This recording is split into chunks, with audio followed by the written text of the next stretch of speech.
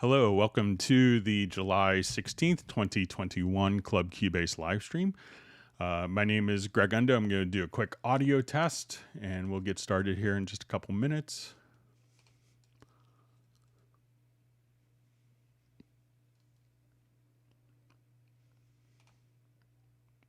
Hello, welcome to... All right, sounds like everything is fine on my monitoring computer. So once again, my name is Greg Undo. I work for Yamaha Corporation of America as a product specialist focusing on Steinberg products. So if you have not attended a live stream before, how it works is you can ask questions in the live chat field. We'll try to go through each of the questions as completely and succinctly as possible, and we'll try to go through them in chronological order. So, and my ability to answer the questions is not real time compared to people's ability to ask them.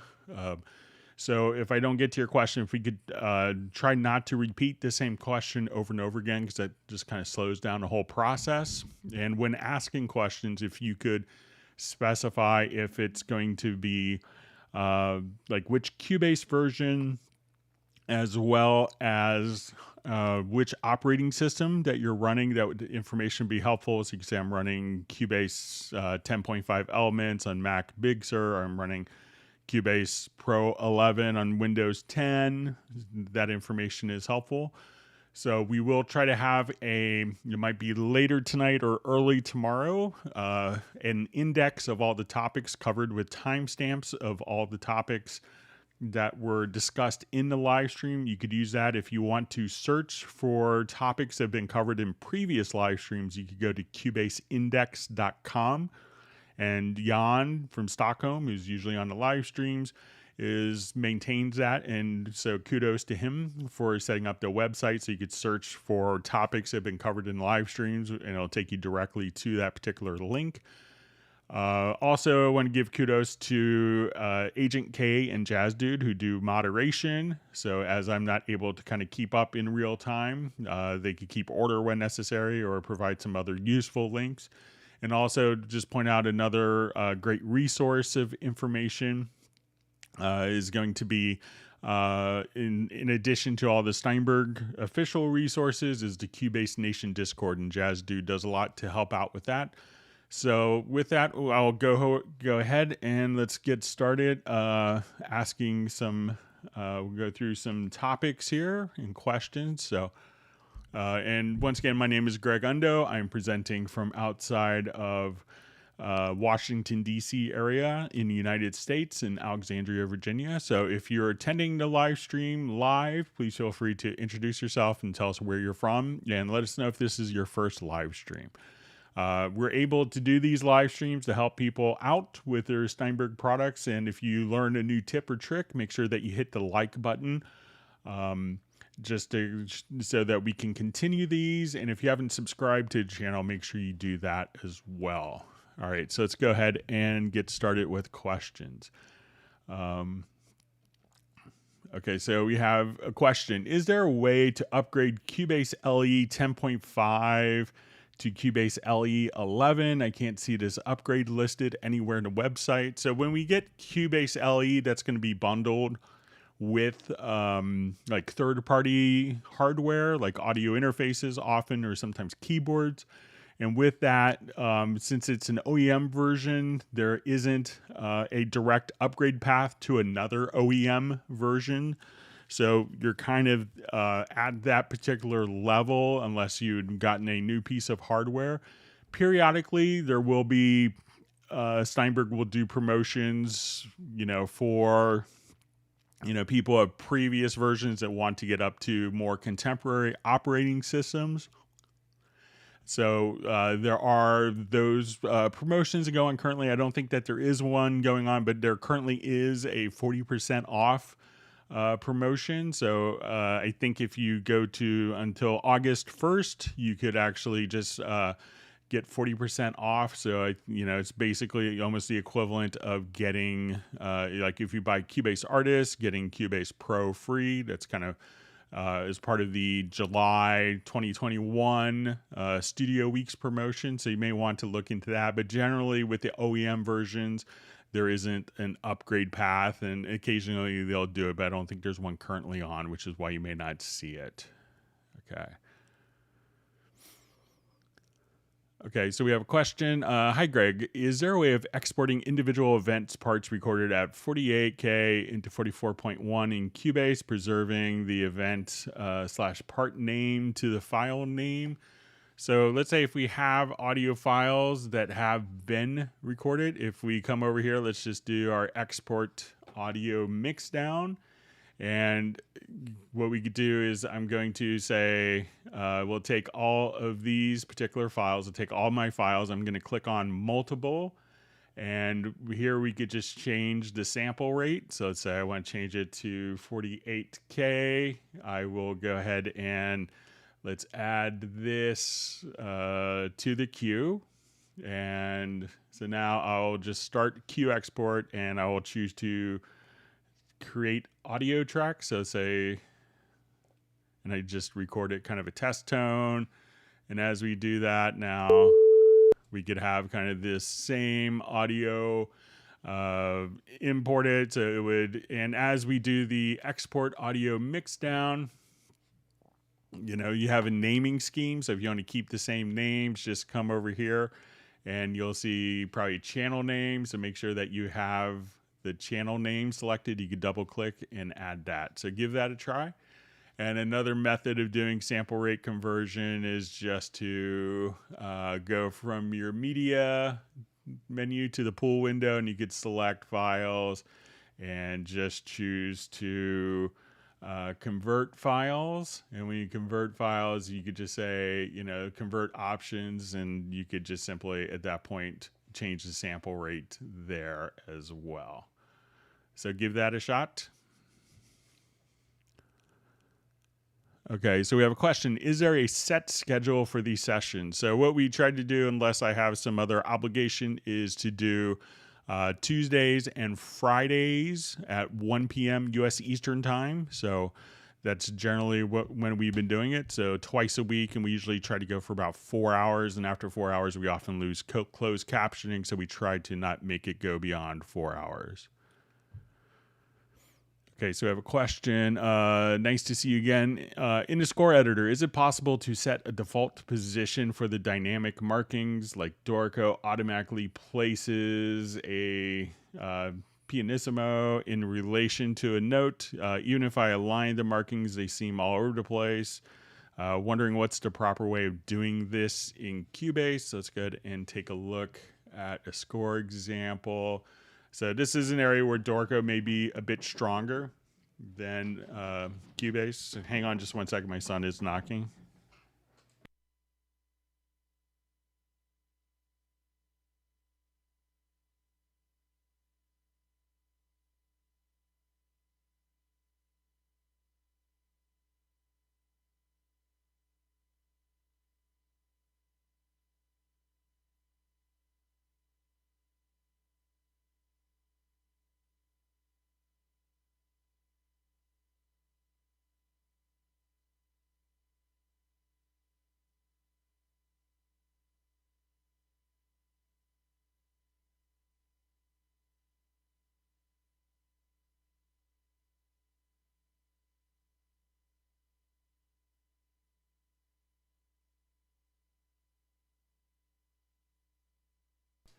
I apologize for that. My son just lost a tooth.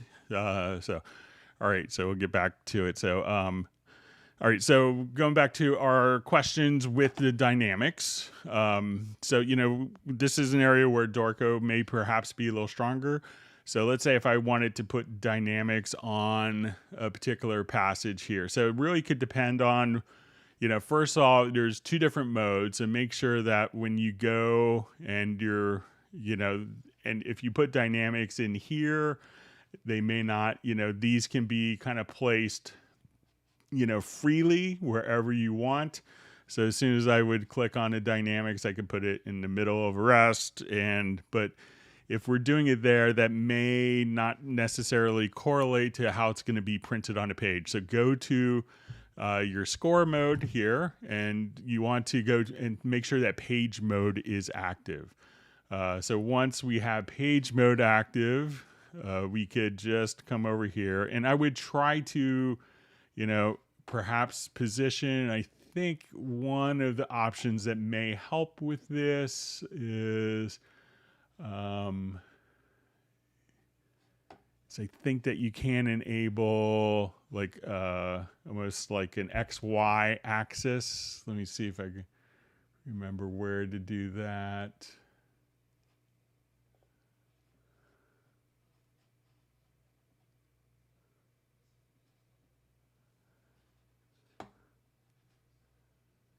So we have, let me just see if I can find it quickly.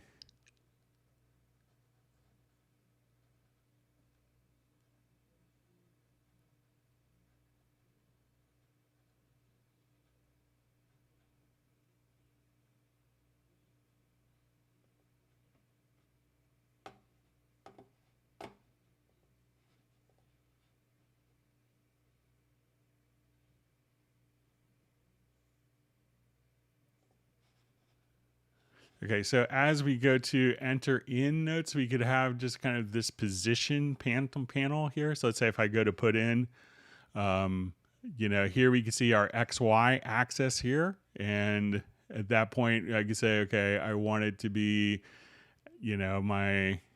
as I move it up and down, you could use that as kind of a reference point. So let's say, okay, now I want to put in a fortissimo. So this way, and you could just come right over here and see kind of the XY access to that. And there is another way. I'm just seeing if I can remember how to activate. There is where you could activate kind of the crosshairs. Let me just see if I could remember where to adjust. To enable that. All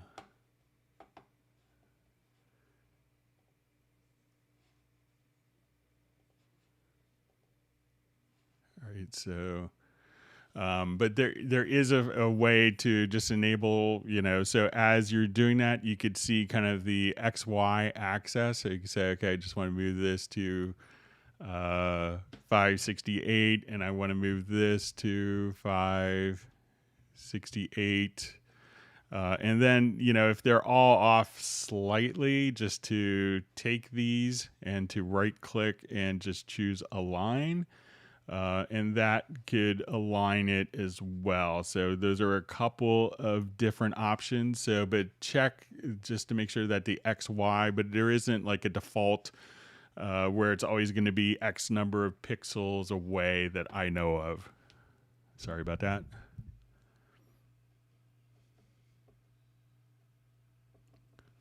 All right, so we see Agent K in the live stream, as well as Filter Freak and Marcus Gomez. All right, we have Matt Elston from London.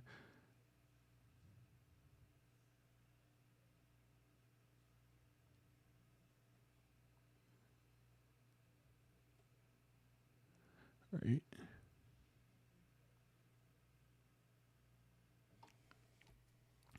Okay, so we have a question from Rick Valentine. So wonderful composer. Thanks great to see you on the live stream.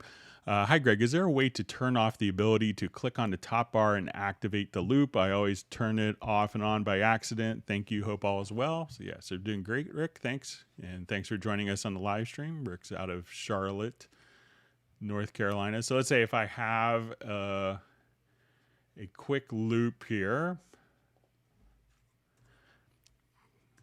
So let me activate this particular project. And so now if you don't want to activate the loop on and off here, there's a preference. So if we could just come right over here, go to preferences, I think it's under transport, clicking locator range in the upper part of ruler activate cycle. So if we uncheck that, you can now, anytime that you click here or move elements that you can't disable or enable the cycle. So if you just kind of set that right there. So once again, that preference is under transport, clicking locator range in upper part of the ruler activate cycle. So you could uncheck that, and then you don't have to worry about accidentally turning your loop on and off.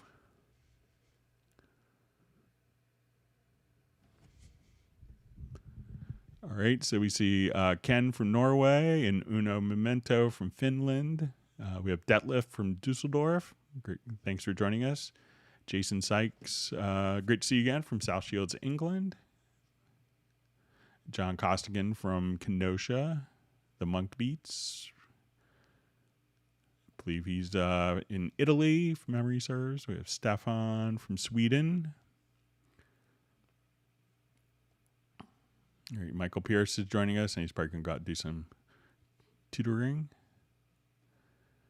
All right, so we have Alois Bachmann from Switzerland. Thanks for joining us. All right.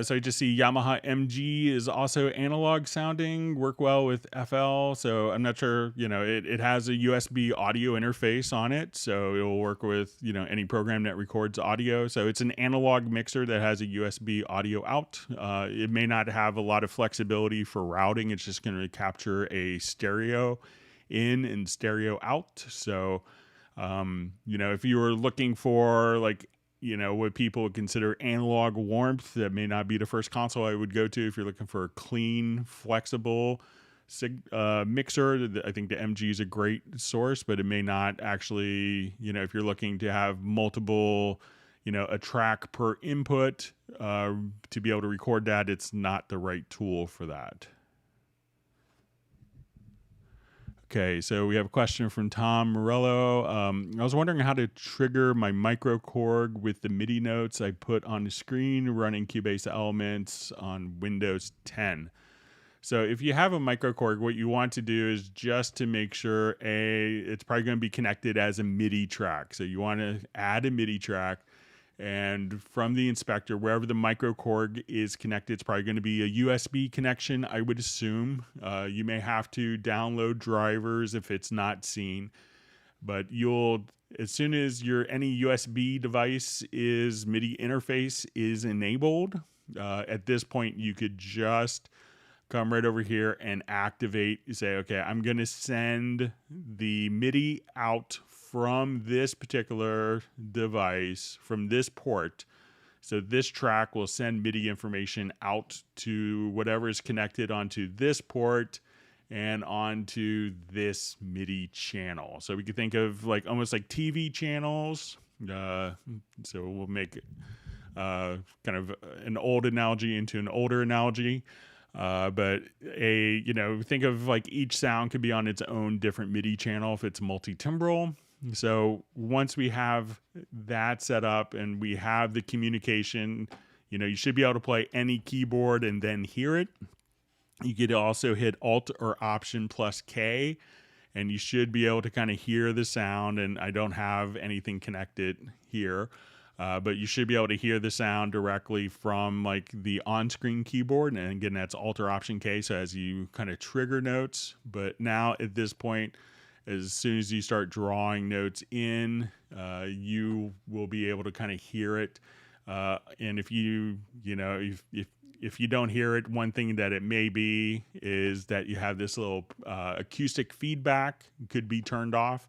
So you could turn that on, but just make sure that you have the correct MIDI port and the correct MIDI channel. And then you should be able to kind of draw notes in and hear it on your Korg keyboard.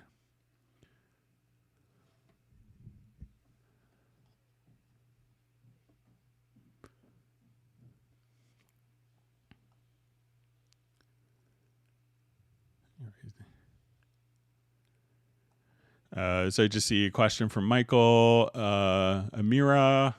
Where do we ask? In chat? So yeah, just ask questions in the chat button. All right. And occasionally my chat will get reset. So so I may lose a couple questions. I'll apologize for that.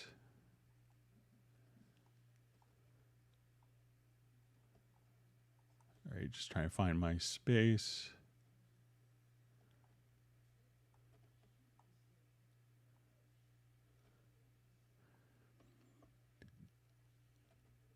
All right, great to see David M. from Liverpool. Always love seeing you on the Zoom meetups. All right, so a question. Is there a way to automate the tempo track in a diagonal shape so that the tempo increases or decreases incrementally? So let's say if I wanted to come here to I'll just do a new tempo track. And so you may see this if you kind of have this extended out. So, this is kind of sometimes covered here, but let's say if we just go to ramp as opposed to step. So now if I put in tempo values, it'll just kind of ramp up, as opposed to if we go to step. Now I put tempo values in, it'll just do an immediate jump, or we could just come right over here and choose to ramp. So that's probably what you want to do. So you might have to just kind of extend that over to the right and switch between step mode to ramp mode.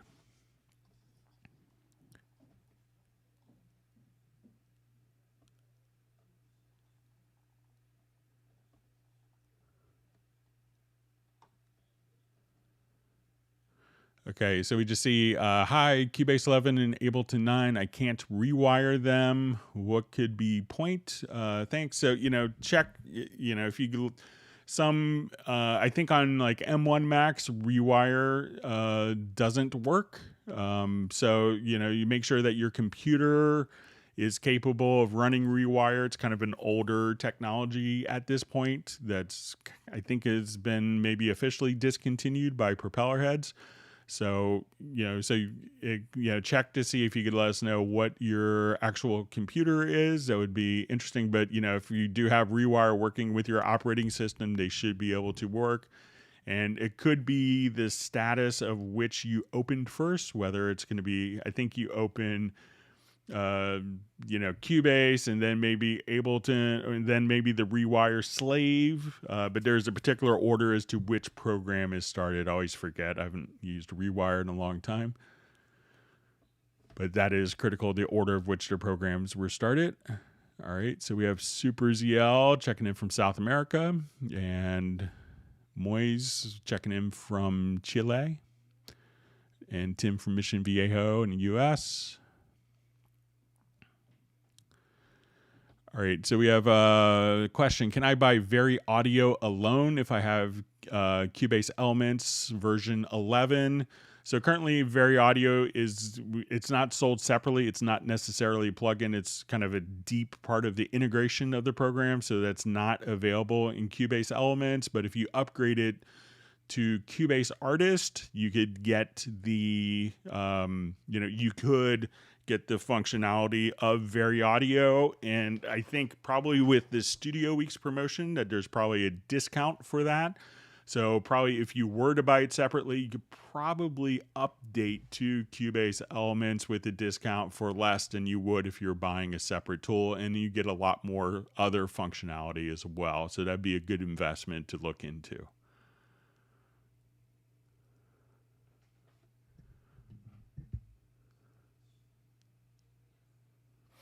All right, so we see Marcos, 27, mixing engineer, mastering engineer, producer, beat maker, lyricist, did courses, 3 diplomas earned, like to be part of live streams, Steinberg rules, and you all do too. So that's great. And we're glad that you could join us, Marcos.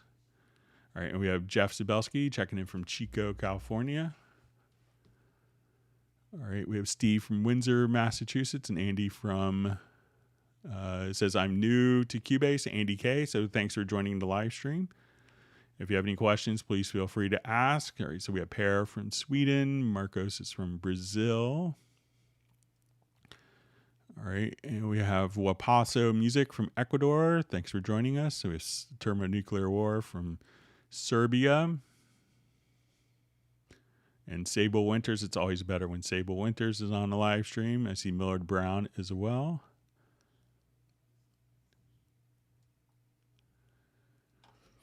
Okay, so we have a question. Using a Behringer 1204 USB mixer to Cubase 11 Artist, using Roland TD17 main out into mixer with mic'd L80 cymbals and other channels. When setting up input, output, and audio in studio setup, I don't see my mixer. So, anytime that you have an audio device, you should, come over here to your studio setup. And, as soon as it's connected, you could just, come right here and see the driver. So it could be you may have to install the driver. I've seen some of the Behringer interfaces use a kind of a generic driver like ASIO for all on the Windows platform. So, and that allows you to use kind of a generic Windows sound driver, but under the ASIO architecture. So you may have to download ASIO for all, but you could check with the documentation for the Behringer mixer. Okay, so we have a question. Hi, Greg. Can you explain about VST Connect? So what VST Connect will allow you to do is someone could download a free program for Mac or PC, or for about $5, I think, for iOS. And what it's going to allow them to do is to record remotely directly into your Cubase session. So the Cubase user would come over here and there's a VST Connect SE, which comes with Cubase.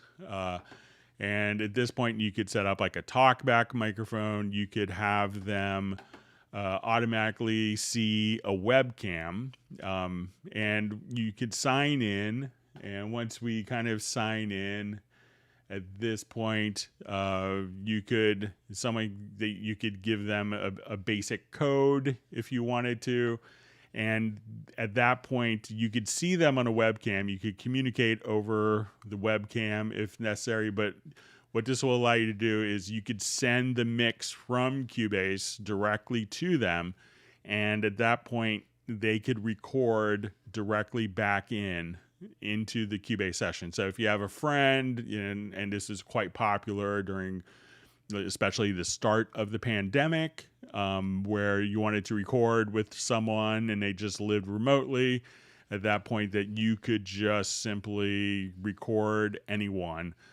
So what comes with Cubase allows you to record up to 2 channels. If you spend, I think it's $199, you could go up to 16 channels of audio and MIDI with VST Connect Pro.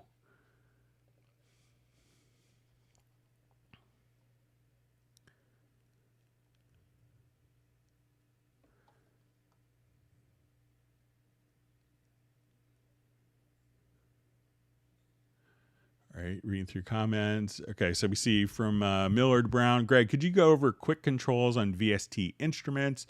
Is there a way to assign them to third-party instrument controls?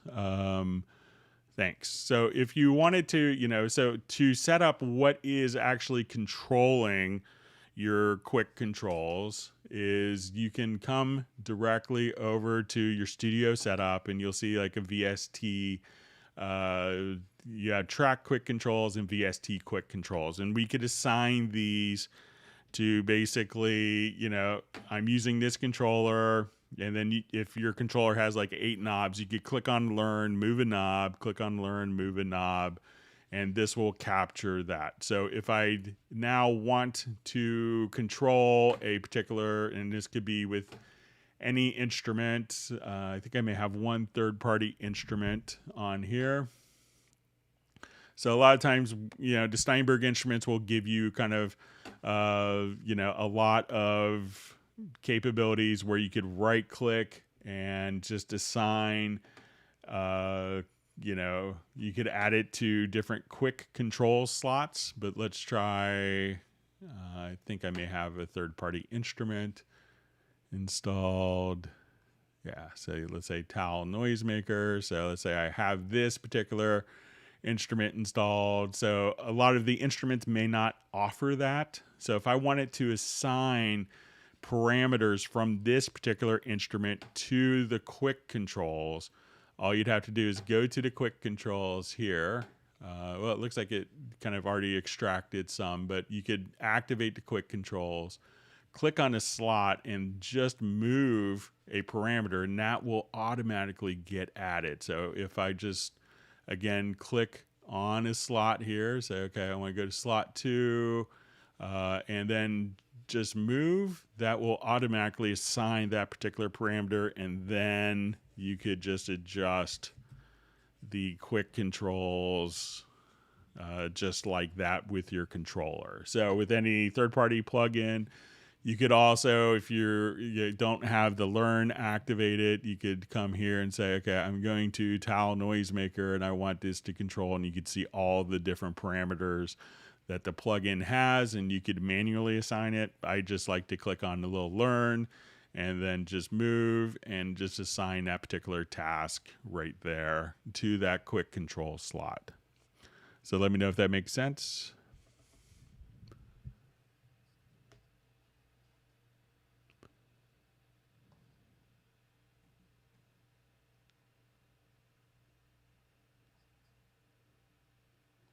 All right.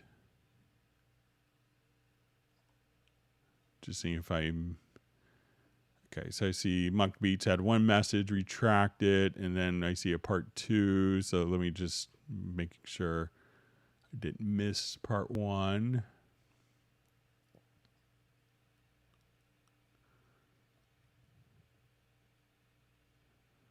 Okay, so we have a question. To set the level of the reference button or dim signal at 0 dB to use them, how to set them at 0 dB, and how to on off with key commands and generic remotes. So the Monk Beats, I think I may have missed like the first part. So let's see if I could maybe figure it out.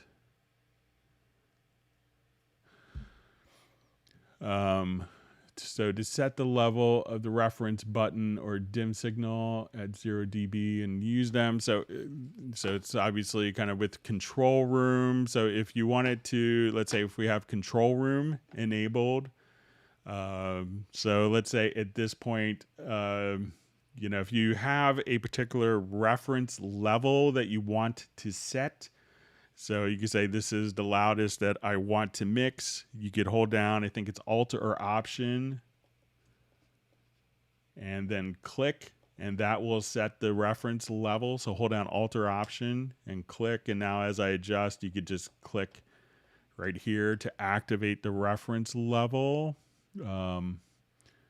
And how to and dim signal. So the dim signal we could determine kind of right here. So you can say, okay, when we activate dim, you could see the as we come over here. So let's say as we're playing,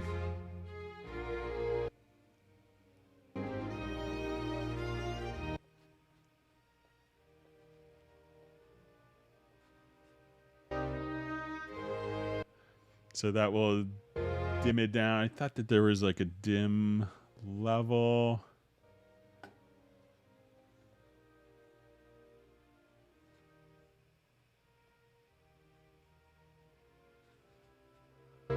And if you wanted to set these in generic remote, if you go to, like, let's say your studio setup, let's go to a generic remote. So we could say, okay, this is the MIDI message that's going to do that. Go to VST control room, probably and to control room. And then I think enable main dim. And let's say our reference volume. So let's say VST control room.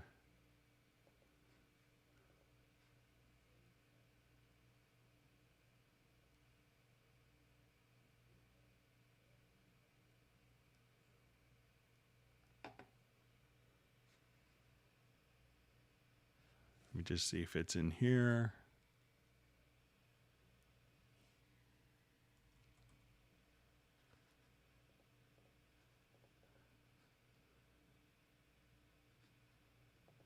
Let me just see if it's...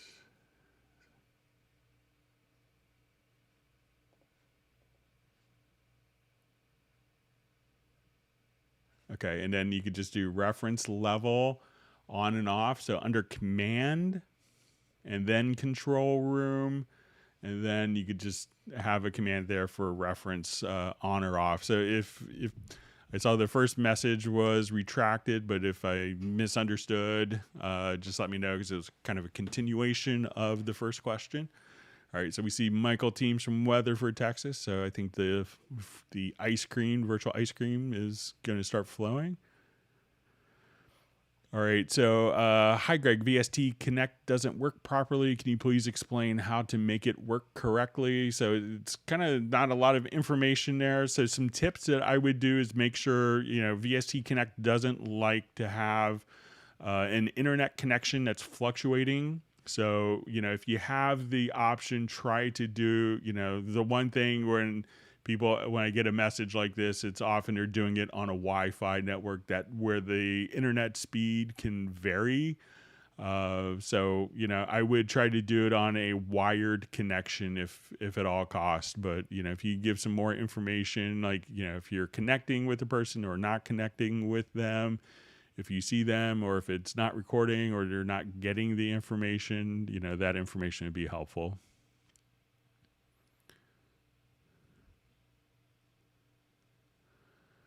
Okay, so from Andy K, we have, how can I make mastering in Cubase? So, there's a lot of great plugins that you could use for mastering that are included with Cubase. You could also do stuff directly in Wavelab, which is kind of also a dedicated audio editing mastering package.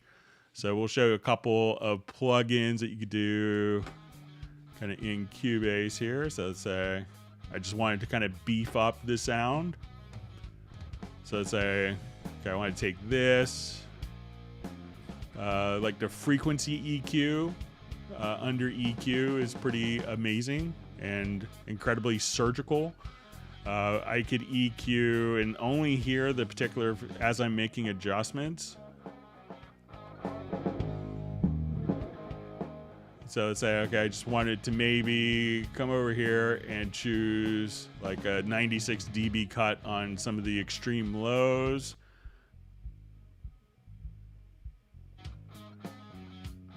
So if I want to get rid of some of the rumble, we could do that. Now, also in each of these EQs, I could adjust the stereo or mid-side.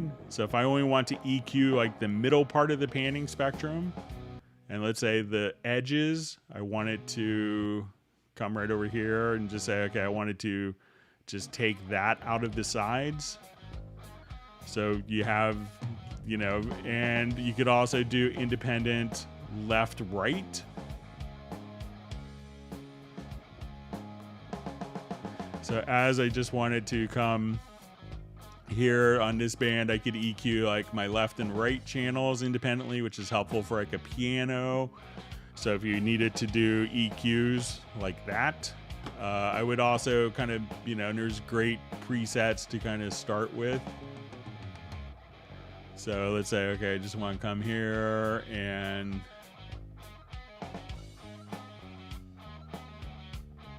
say, okay, I want to do monster drums.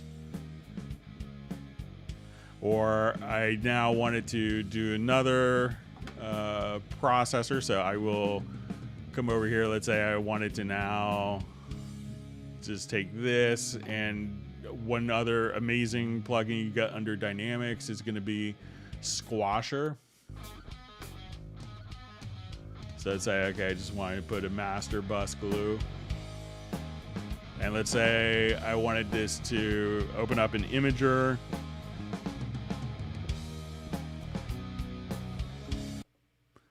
And this would allow me to take different frequency ranges and make those wider. And I could take like the low end and tighten that up.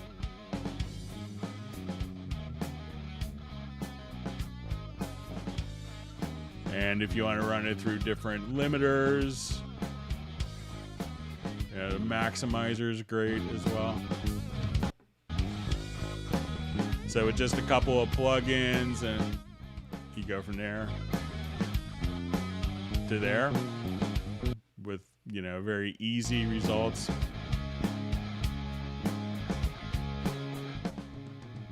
And generally, I find when you do that to someone's mix, they give you money, and that's a good thing. So.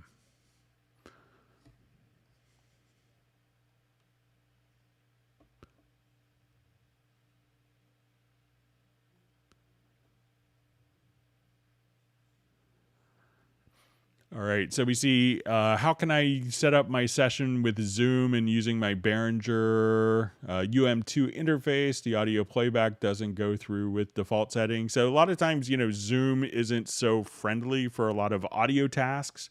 So, you know, you're going to have one, like your session in Cubase is going to be using ASIO, and Zoom's probably going to be just using like a typical Windows or Mac sound drivers. So, you know, they could be, if you're on a Windows platform, they're going to be two different architectures for communicating with the audio interface that are independent. What I do personally, there's some utilities that people use with varying degrees of success. And if you go to the Cubase Nation Discord, there's a lot of tutorials on how to do OBS and Zoom with like utilities like Voice Meter or Restream. People have had various levels of success with that. What I do personally for like the live stream we're listening to now is I take the actual audio from my audio interface into a mixer that has a USB out. So it's a Yamaha mixer. And my microphone is connected directly into that. And at that point, you know, the OBS or Zoom sees the audio mixer, and Cubase is using a completely different architecture. So, but check out if you don't have like two interfaces, you know, check out to see if you could, you know, use Restream or Voice Meter on PC, and there's other similar utilities on Mac.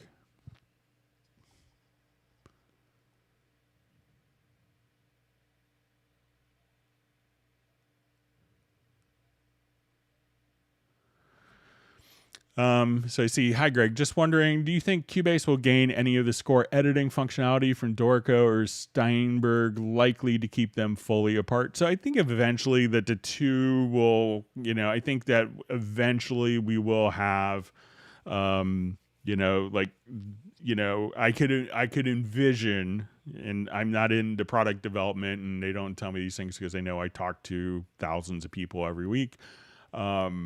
But I could envision in the future, and this may be, you know, a couple years off, that, you know, this where like when you go into the score editor in Cubase, that it's, you know, could be very much like a Dorico engine. So, but I think that is kind of, you know, I could envision that being the intention of kind of more migration as opposed to kind of separate islands between the two programs, because we realize that people, you know, need that level of integration. So.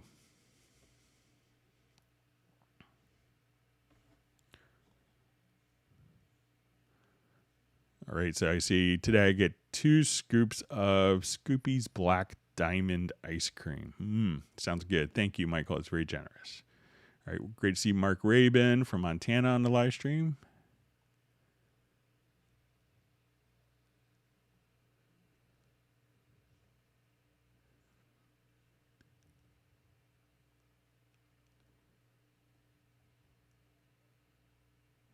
We see Agent K is getting 2 scoops of peaches and cream.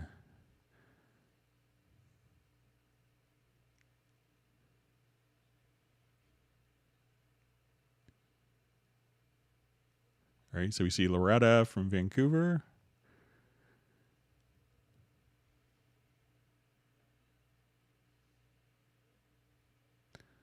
All right, so we have a question. Hello, Greg. First time here and soon to become a Cubase Pro user. So, and this is from Super ZL. So thanks for joining the live stream. So we have a question. If I export a song mixed down at a higher sample rate, will it convert to the higher sample rate as a post process, or will the song be played back at the higher rate? So when you export it, it's going to be a completely different file. And so, and its sample rate will be independent of whatever the project was. So if you do everything at 48K and you export to a 96K file, it'll be a 96K file. And if you import it back into the project, you could just, on editing audio, you could, as soon as it's imported into the project, you could just choose to have any audio, use the settings and convert to the project settings if needed. So if you then, have your 96K mix down file from your 48K or 44.1 project, and you want to, at that point, choose to drop it back into the project as a reference, it will convert it to the particular audio, to the sample rate of the project if you have this set. I think by default, it'll open an options dialog box where you can do that. But, you can write a completely, different file with different bit depths and sample rates that's independent of the project.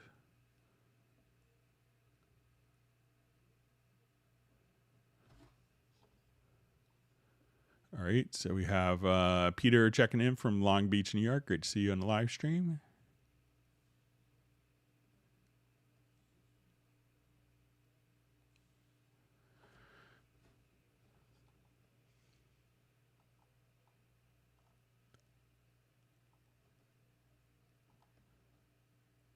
Okay, lost my space in the in the chat field. Let me just, so I have lots of questions coming up. All right, so I think I'm back.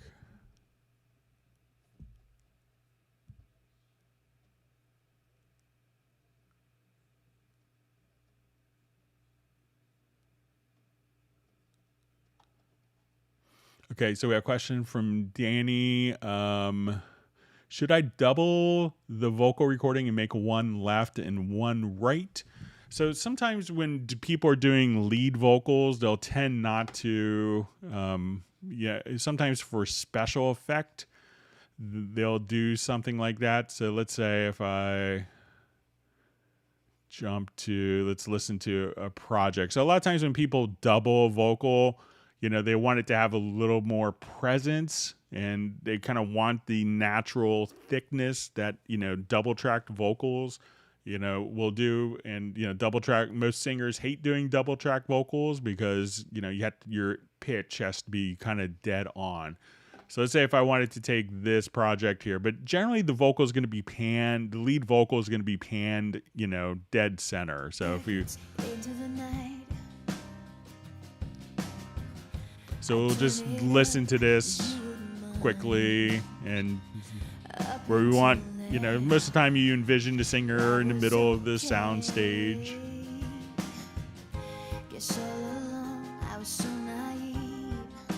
All right, so let's say if I double this, I'll just duplicate this track, and I'll just do hard panning on each of them. So it's just you would mind up until now, that was okay. Guess all along I was so naive. So you don't gain a lot. You may lose a little bit of focus on the lead vocal when panning it hard left and hard right. I would say that people will often do the lead vocal kind of panned in the center, and background vocals will be kind of hard panned often to make them sound like a more of like a supportive musical element, almost like a bed, if you will, to support the other vocals. So that's generally, but there's no real set rules with any of this. Sometimes if you have people singing, like two singers on a track, you may pan them independently, just so it's a little easier for the listener to comprehend what's going on. So you'll hear that a lot, but with a single vocal, generally it's going to be, people may do doubling, but still kind of keep it panned in the center, just kind of as like, just a focal point for the listener. So.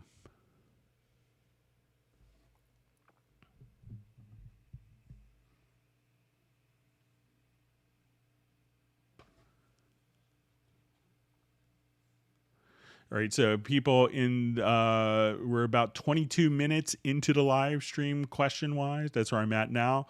So just as a reference point for the questions. Okay.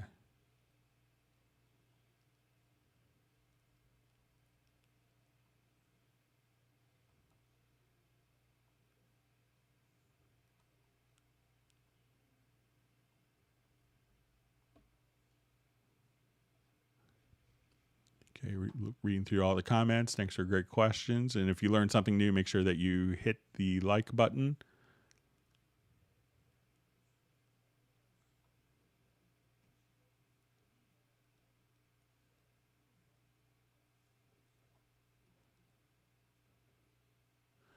All right, so I could just see a question from Mark Rabin in 11.03. Did they fix the MIDI note length issue? So if you could remind me what the issue was.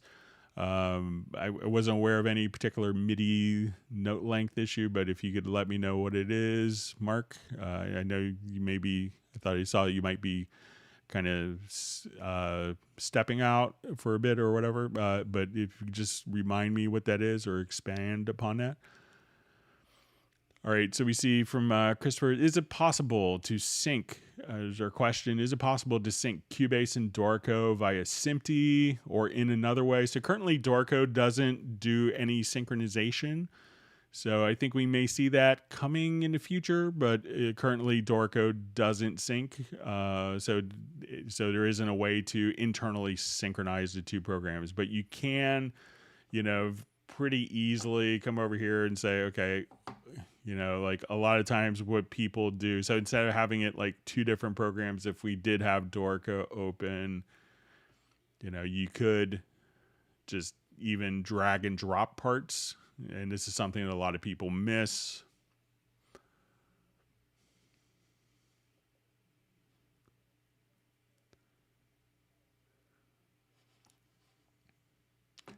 Okay, so let's say I'll do a new empty project.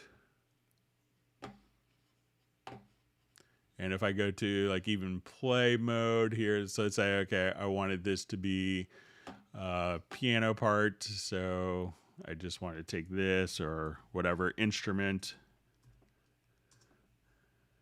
you want. I can go to my play mode and I'll just drag, let's say, this little mellotron flute part. And then I'm able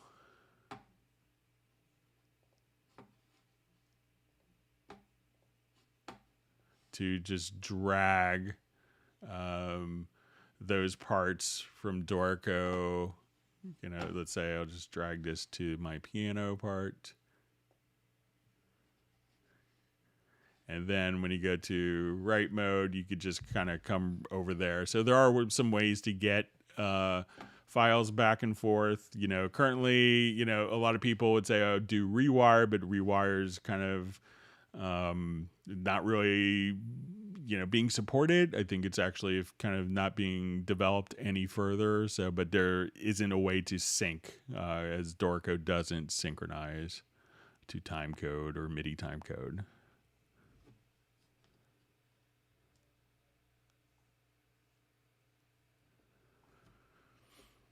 All right, so we see.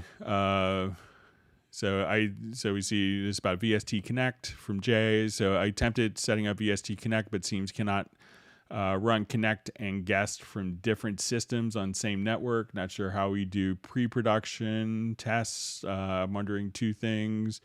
One, can performer hear all audio in session or only their own? And two, if performers are sending MIDI, are we able to route the MIDI to a VSTi on our end for them to hear? So generally, how it's going to work is, so if you have VST Connect Pro, the one that's sold separately, that will allow you to run it on the same network. VST Connect SE, you have to be on different networks. So I think that there is a trial version for VST Connect Pro, but at that point, but the VST Connect SE, you'll have to be on different networks. And once you have it set up, Jay, all you have to do to kind of get it set up is you'll see, you will come to make your VST Connect SE. So you'll create a VST Connect SE, and that's going to load all of the different plugins into control room. And then really all you have to do is you could just set the control room to go out of, so you set up a Q mix, and basically we could set the Q mix to go out from your Cubase, so the performer hears everything from the session plus themselves through their audio interface.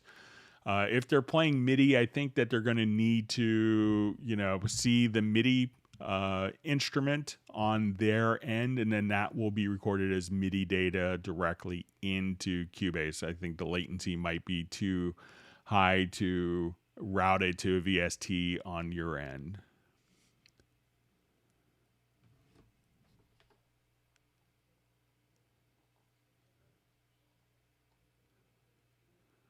Okay, so it says, hi, Greg, could you please talk about the control room function? All right, so since we're kind of here. So the control room function is really going to be set up and designed. So a lot of times when people would start to use powered speakers with a computer-based setup, often they would use the master fader as their monitoring volume.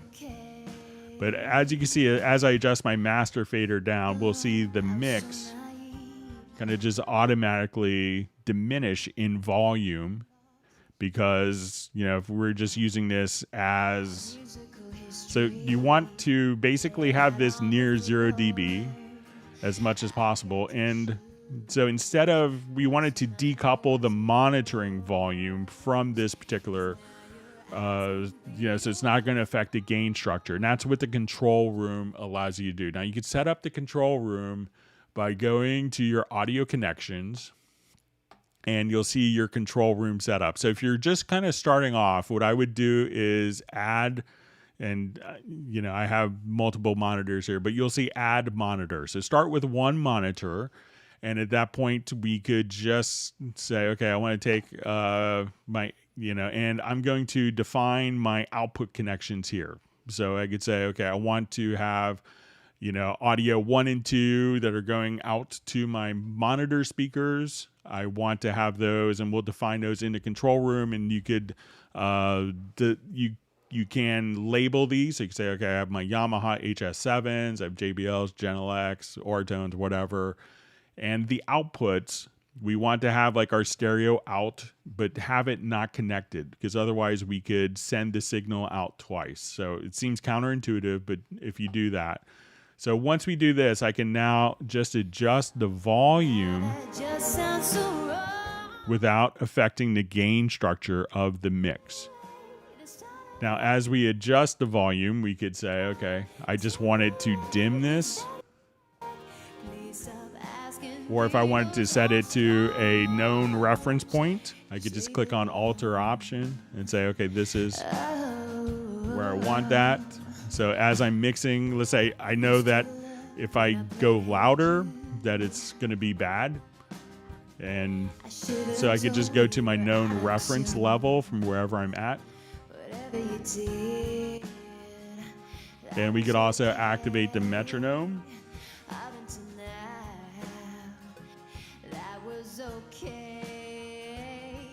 So, and once we're here, we could also just say, okay, I wanted to, adjust my click level. I wanted to have my dim level. So we could have our listen dim. So now one of the things that people will run into is like, okay, I'm listening to the vocal. And let's say I want to listen to one element, like the vocal. So we could solo. And when we do that, that's going to mute everything. So, but if I don't want to mute everything and I just wanted to hear, like, let's say the one particular part, what I could do, so let's say I want to take the guitars, but I wanted to hear that kind of in conjunction with the mix. So let's say I take this guitar, and when we look at the mixer, we could have not only just a solo that mutes everything, but we could have this L button, which is the listen bus. So at this point, we could just have the other tracks. So now I click on listen. I could dim the other tracks down, so I could listen to it in context. So solo mutes all the other tracks, but listen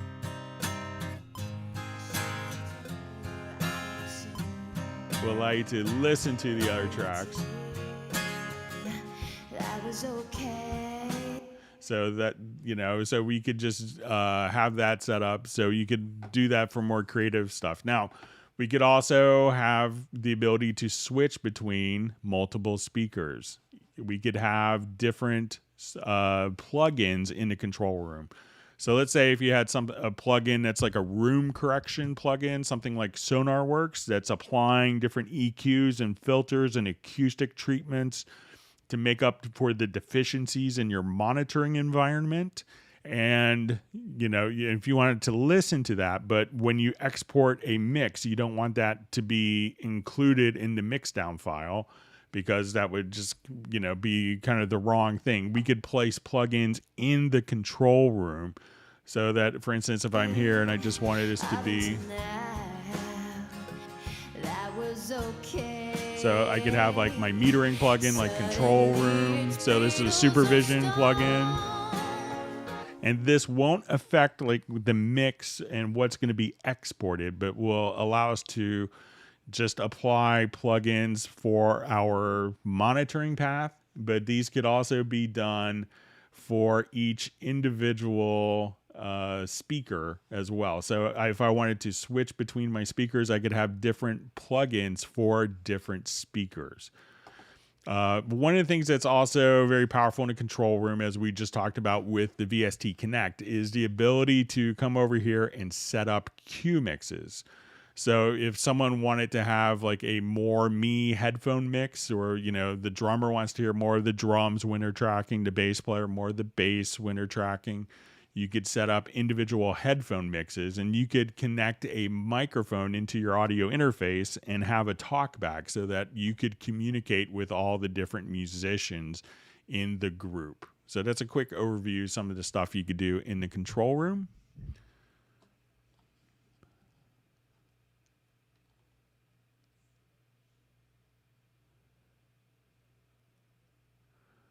Okay.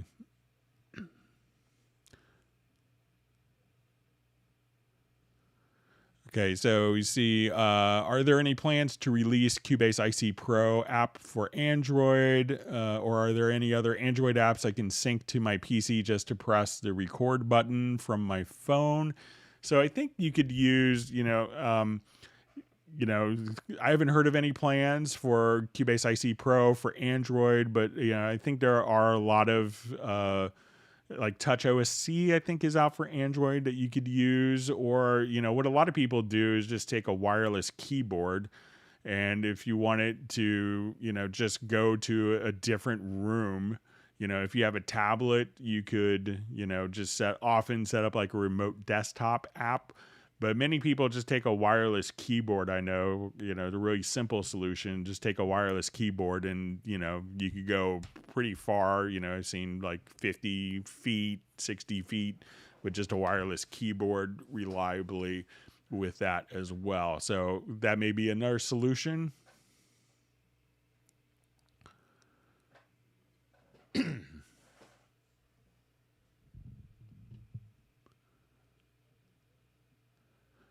Okay, so we see from Steven, hi Greg, from Macros. Is there a way to set various buttons to a specific state rather than just toggle from previous state, like arm, mute, echo, solo, etc.? So macros set desired state.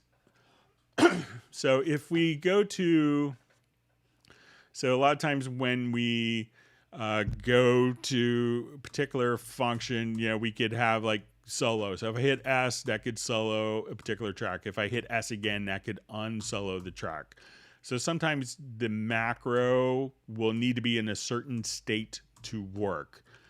So I think if we go to the project logical editor, that you could actually set particular states for functions. So let's say I want to say media type is, I'll say container type is equal to track. And then if we go to property, let's say property is set to, so say container type is equal to track. I'm going to say transform. And I think if we go to track operation, so you could see solo and then enable. So regardless of its solo status, so say I do that now, so I could solo tracks, and let's say if I undo that, let's say I just wanted to solo specific tracks that are selected.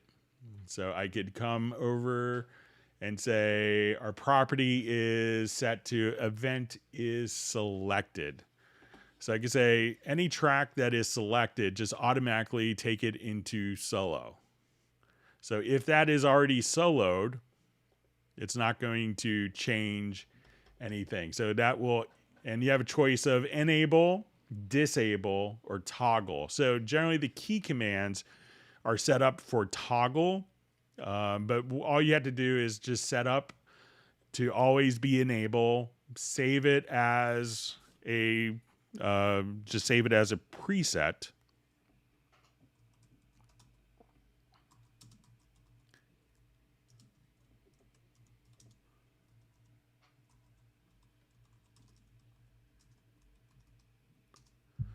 So we'll save it as a preset. And then when you go to build your macro, if you know that you always need a particular function in that state, so we'll go to your key commands. You'll see under process project logical editor, pre-process project logical.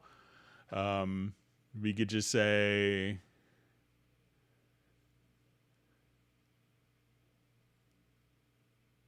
what did I name it here? Sorry. Enable solo on tracks. So anytime that you save a preset, you could just enable solo on selected tracks. So instead of just toggling on or off, you could set the state of that particular function with the project logical editor. So incorporate that as a step within the macro, and then you should be all set.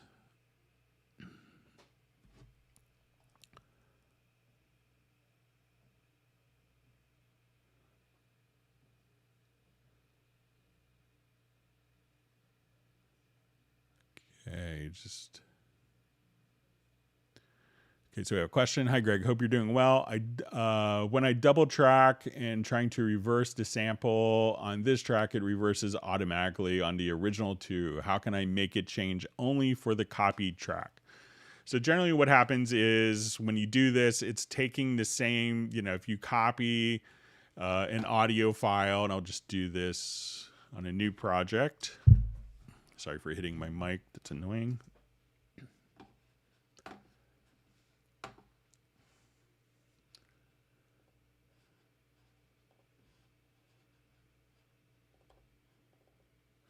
Okay, so let's say I copy this particular file, and let me just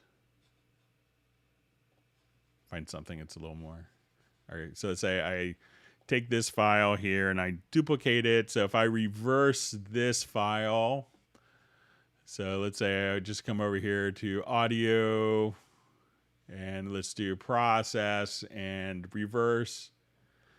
That often you'll see kind of both files can automatically change, because often it's going to be the same exact audio file. So if you do like a destructive edit on one of them, it'll be applied to the other. But there is a preference for this. So if you go to preferences and go to editing audio, so let's say you'll see on processing shared clips, and you can just see create new version. So it'll probably default to this. So if I come and do, let's say, a fade in on this, since it's the same file, that it'll do the fade on both of them. So let's say, because it is the same file, but if I wanted to automatically, when I do an edit, to apply the edit only to the selected file, I would go to this preference, and again on editing audio, on processing shared clips, create new version. So I'll change the status of that. So now when I do a fade in, I'll just come here to processes. Let's do a fade in, that it doesn't affect this one. So this is the preference.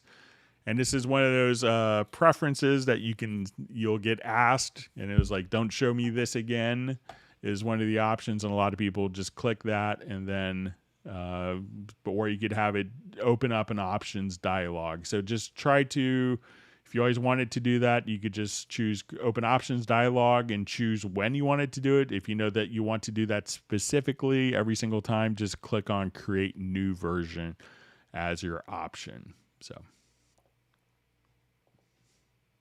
thanks for all the great questions. And if you've learned something, make sure you hit the like button.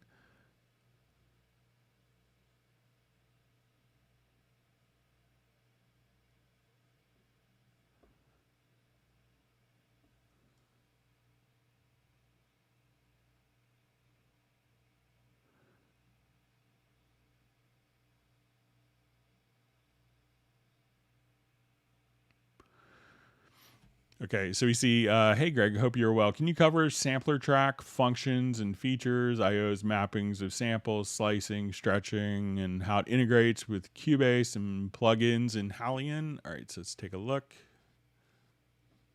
Let's see if it's...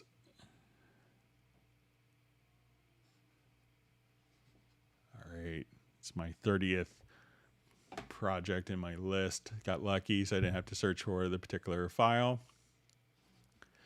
Okay, so once we have a sampler track, and this was updated pretty significantly in version in Cubase 11, but let's say I wanted to go to my retro, I have just a MIDI note that's going out to a particular instrument. Let me make sure I have my control room set to the right speaker. All right, so let's say I just have one MIDI note here that's going out. So I could drag and drop any audio file to the sampler control, or I could actually just take a MIDI part that has a note in it. So, and just drag it in, and it'll just make my sampler file for me. So now that I have this sampler track, it created a sampler track,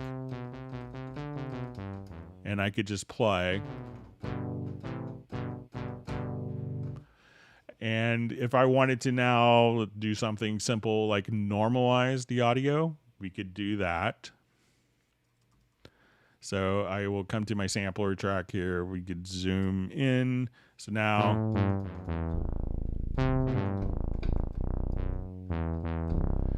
if I have a drum loop, I could just come right over here and just drag and drop the drum loop into the file. So now this will be kind of rhythmically based. It could assign it just to a keynote here.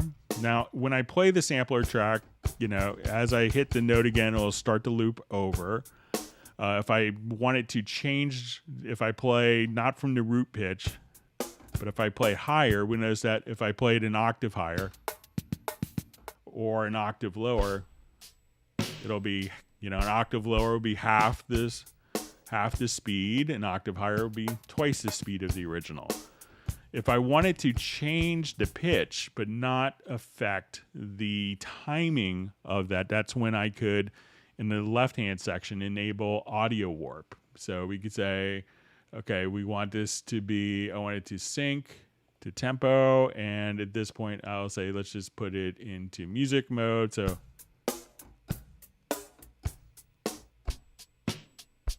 it's going to play back the same tempo once we're in audio warp mode.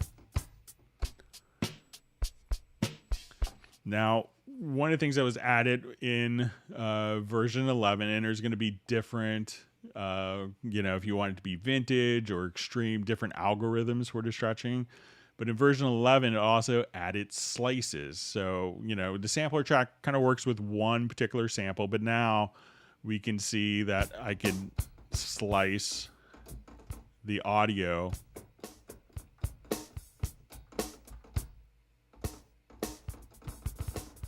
And once we do this, we see this little MIDI icon appear, and this would allow me to drag and drop that icon right into the project window, and I could now, reorder the particular notes quickly with that. So if I wanted to kind of slice and dice different loops, we could do that very easy. Now, when we have something maybe like a vocal. No time to hesitate. No time to hesitate. It's all been done. You wanna have it, you can't get enough. So if I wanted, let's say we just had our vocalist kind of just comping and, just messing around, trying out ideas, we could create these slice points, and we could do these manually based on the transient, the grid, transient plus grid. But I just went through manually here. And now what I'm going to be able to do is just say, okay, I want it. Enough have been done. So, baby, enough, baby, enough. Get it's been hesitate. Time hesitate. Let's get it. Hesitate. Going. Baby. And you could just kind of come over here and find. You wanna hesitate, baby.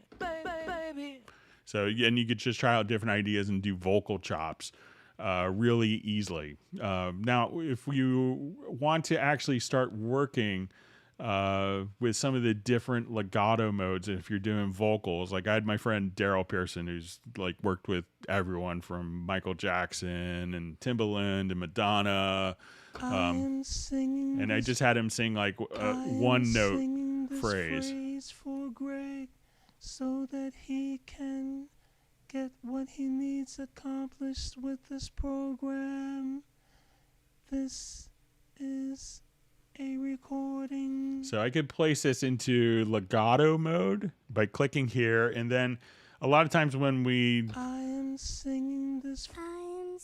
It plays back from the start of the sample itself. But if I wanted to continue on, at this point, if I hold it down, we could activate this legato mode where we see the 2/8 notes. And I can singing this phrase for Greg, and I could just play the melody. He can get what he needs accomplished with this program. This is a recording. And you could just play melodies from your MIDI keyboard very easily to do that. So when we want to also, just let's say we go back to this sampler track where we have our note, and I want to, at this point, just, start working with filters. I could.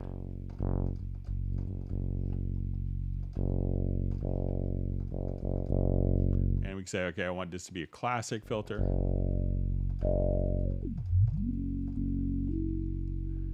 And maybe I wanted, and we have two different LFOs. So if I wanted to come over here, I could just say, let's have this, be our LFO. And I could say, okay, let's make this LFO 1. We could change the shape of it, the frequency.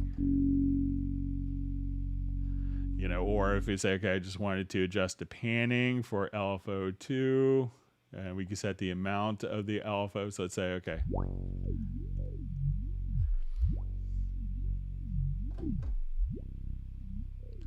So let's say, okay, let's go to, let's say, our panning, and we could have this go, have it synchronized, to the beat, or if you wanted it to be just over time. So you could just.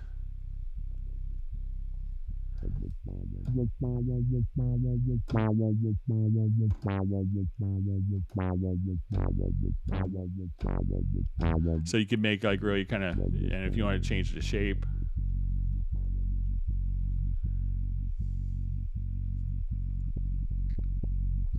You could change the phase of the LFO, and then you could also, as we just kind of click here, you could choose to just have the LFO automatically follow different musical formats. Once we're all done with this, we could just say, so let's say I have this all done. You just give it a track preset that you could save. And then let's say, okay, I really like this, what I've done with all the settings. We could lock the settings and go and say, okay, I want to take that, and I just want to take a different file and drop it in. And now I can just drop any audio file and keep all the settings. And now that I'm done, I could say, let's just transfer it to Groove Agent SE, Groove Agent, Hallion, Pad Shop 2, or Backbone if I needed to do further editing from there. So that's a quick overview of sampler track and how it works with within Cubase.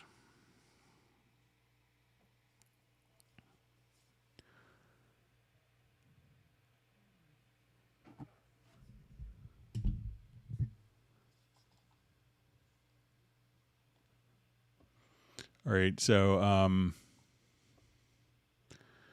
okay, so we just see, hi Greg, how to listen only to the effect send bus without original instrument. Thanks for your efforts. All right, so let's just jump back.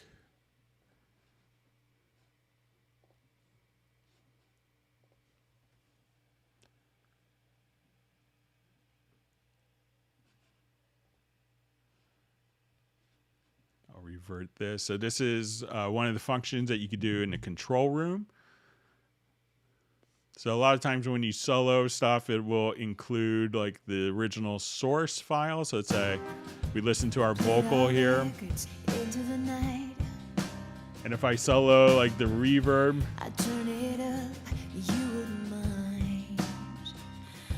so just come here. So now I hear the source file of the lead vocal and the reverb simultaneously. Now you're packing boxes, ready to leave. But if I wanted to, I could go to my control room and I could just click on the L button instead of the solo. What's mine and what's yours? 'Cause now you're asking Beatles or Stones. Something about that just sounds so wrong. What is so you could just kind of come over here and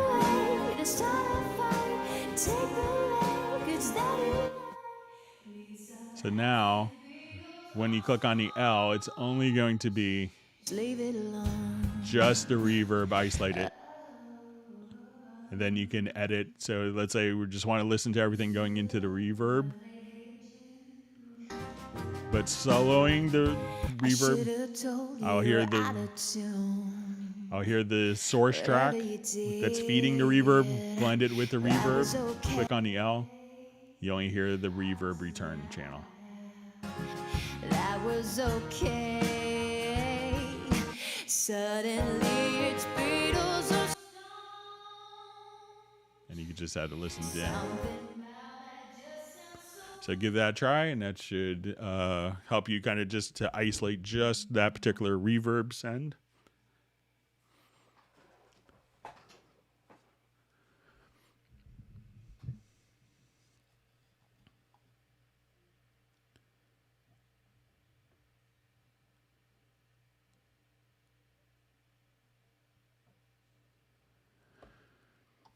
All right.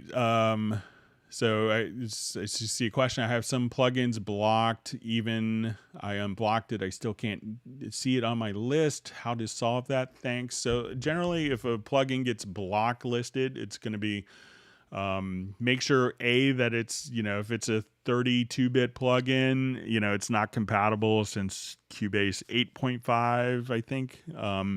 So make sure that's a 64-bit compatible plugin. And generally, plugins that are being blocked are going to be nefarious and cause system instabilities. But if it's a 32-bit plugin, you really absolutely need to do it, it's not recommended, but you could maybe get like a bridging solution, something like JBridge, I think will work.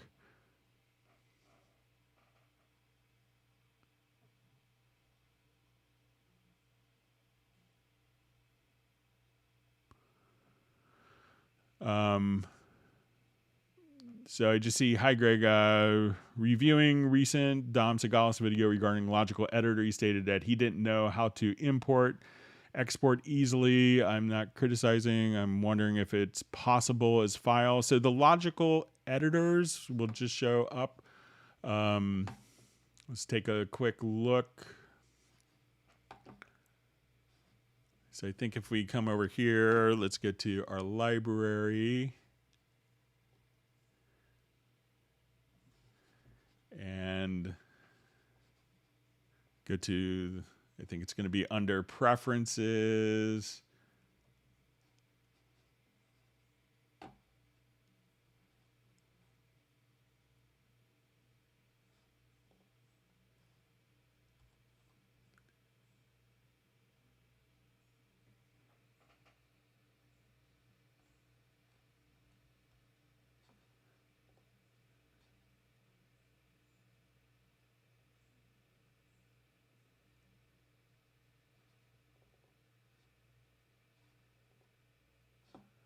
So these are where they're just the XML files. So let me just make sure I'm reading it right.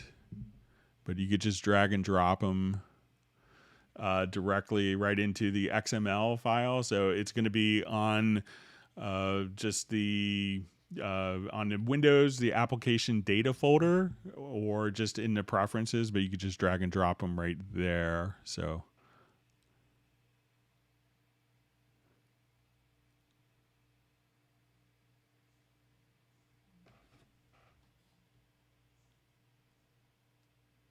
And you see where Jazz Dudes posted has posted the path for Windows users.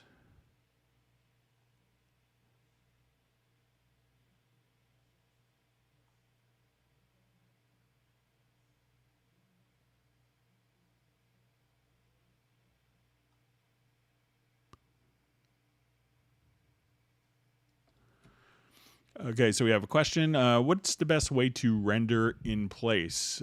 Any shortcuts? Thanks. So, I think, let me just come over here. Let's find a file. It's kind of set up for this.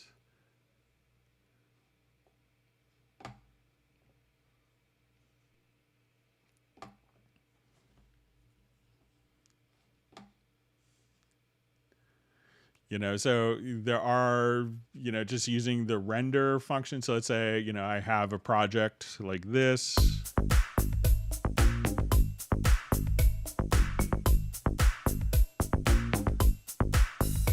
So if I wanted to, take these particular files, so, you could just go to the edit to render in place. Let's go look at the render settings.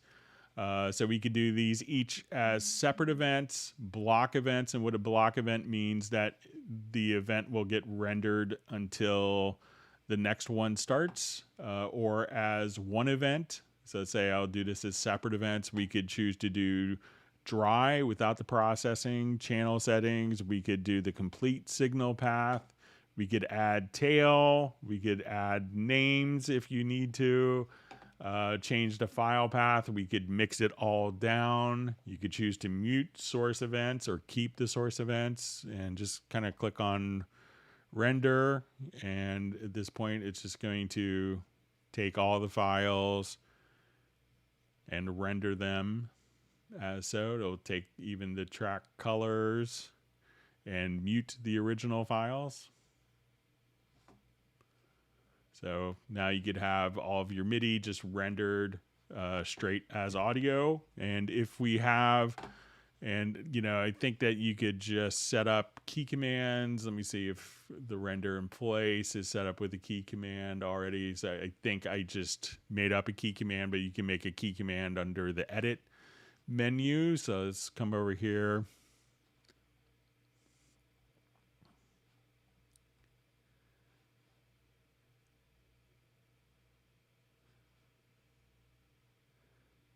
It may be under just a render in place. Let me just look.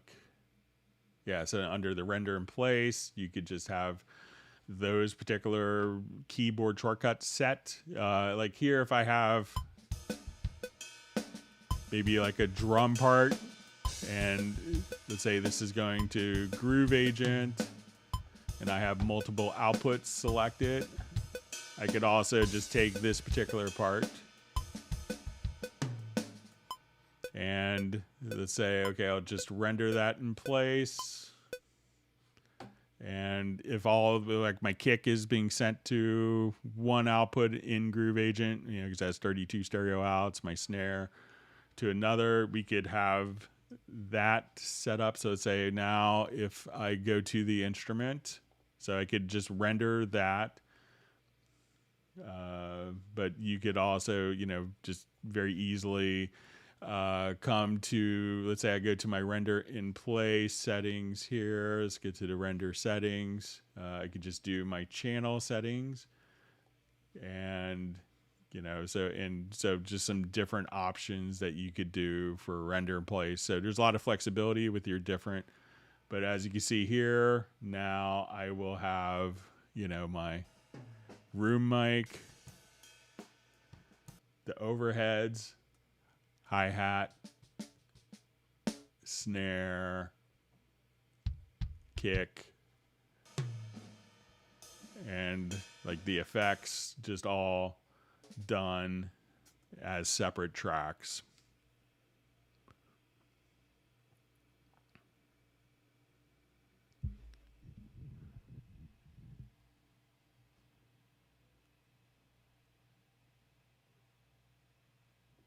All right, so we see that Pablo helped with the control room, setting up for Michael Teams with his Aviom system.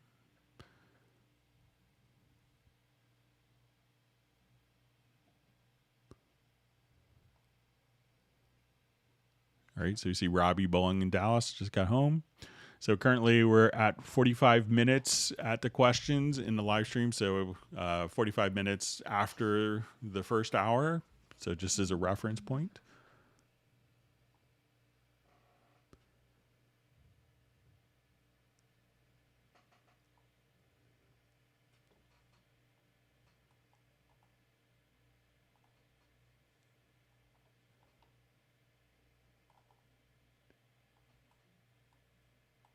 All right, just finding my place in the discussion. My field just jumped on me again.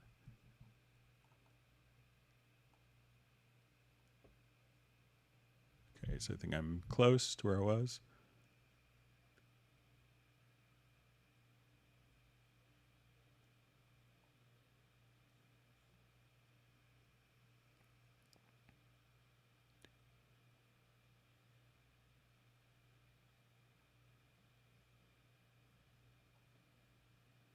All right, so we have Theodore checking in from London.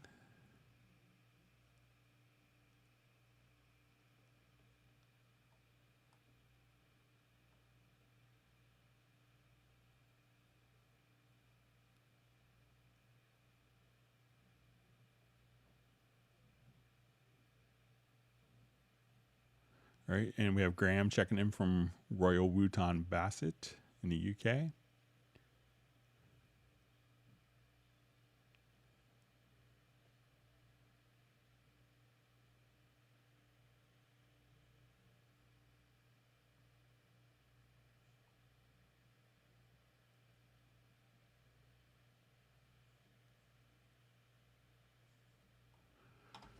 Okay, so we have a question. Hi from Quebec, Canada. In MIDI editor, is it possible to change the default selected note to something other than black on gray? Thanks for the help. Okay, so let's say if I go to MIDI part here, so let's say, so it really could depend on like the colors itself. So let's say if I add an instrument track here and I don't have a color,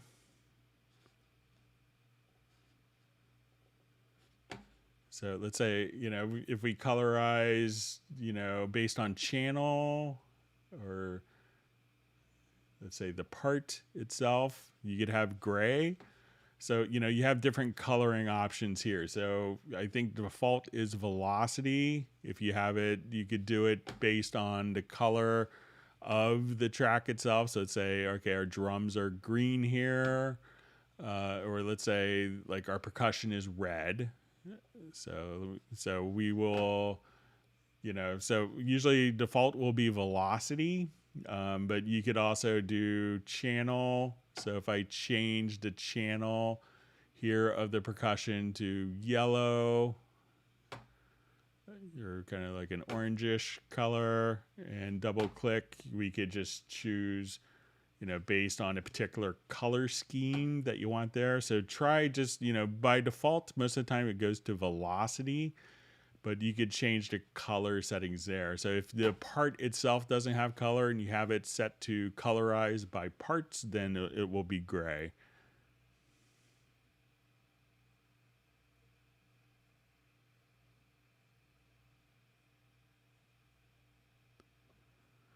Okay, so just to follow up from a question earlier, so about printing the higher sample rate, thanks for the question. Is more specific. If I print to a higher sample rate, how will it be done?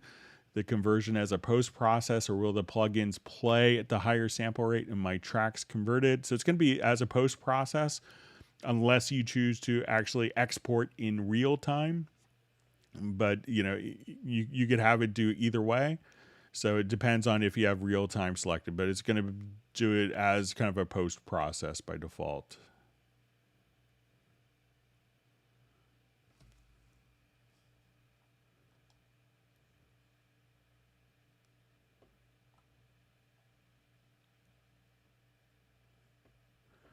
Okay, and he's also just continue on. Says, is it, or will the plugins play at a higher rate and my tracks converted before the mix down to minimize the aliasing, as some of my favorite plugins have at conventional sample rates? So, any of the processing that's being done. So, generally when you can run into aliasing of plugins is sometimes if they don't have internal, it's more of the internal processing resolution as opposed to sample rates, so in Cubase, and something you can do, because everything is being done at default in 32-bit floating point, and you could have it done at 64-bit floating point if you're really particular, and that could add double precision. Not all plugins will support it, but all the Steinberg plugins will support the double precision, and some third-party ones will. If it doesn't support it, it will do it at 32-bit floating point precision, but that could be more critical than kind of like the sample rate. So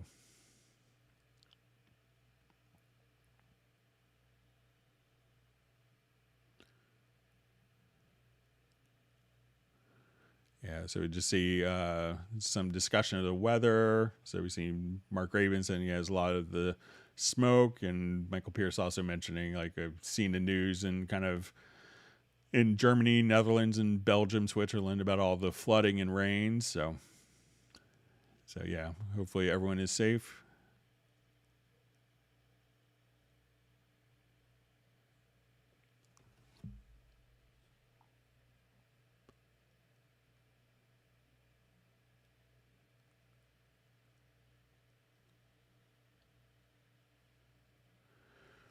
All right. So we see a question from Russ. I'm wondering if anyone has a problem like mine. I'm unable to double click and change names in the track window in Cubase 11 Pro.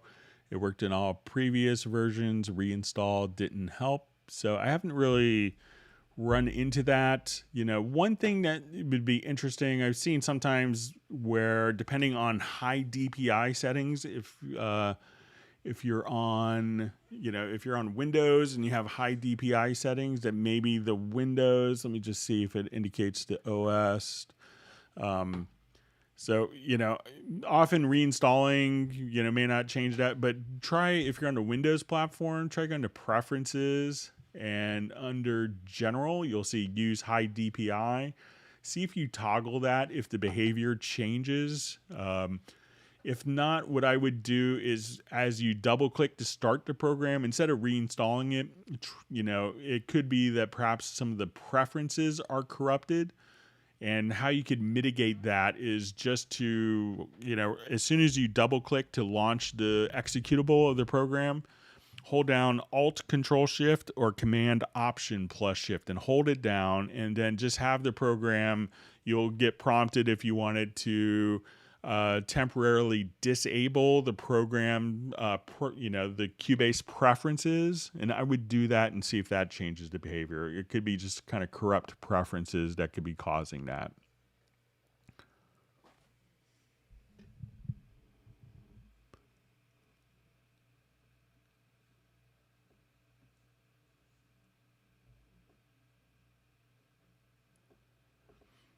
Yeah, so you see Jazz Dude mentioning Luke Johnson's his YouTube videos he's done with his touchscreen stuff. So yeah, that's very good. I helped him out with a couple of little things over Facebook. So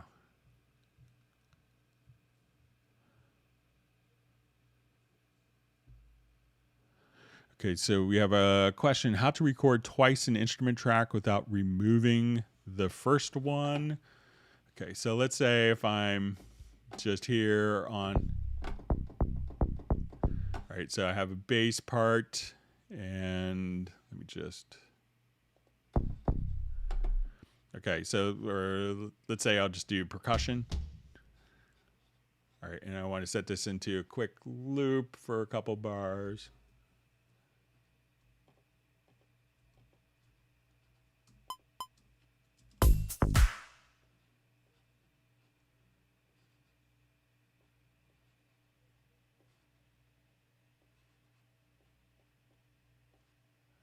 Okay, so let's say I just want to do a quick recording, and I think what this is how to record twice an instrument track without removing the first one. So, there are different MIDI record modes. So, so if you wanted to, so let's say if I'm here and I just want to, so let's say I'm playing and I have the, let's say I just do a quick.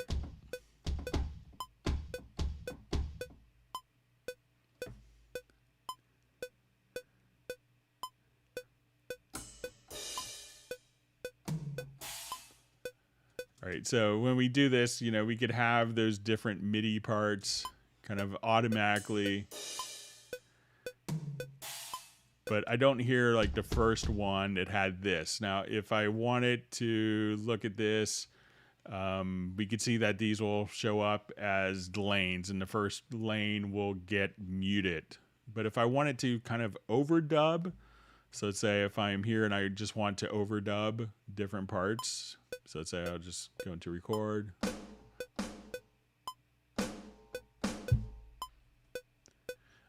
We could switch to record mode. That would help if I did it before, where we could just choose merge.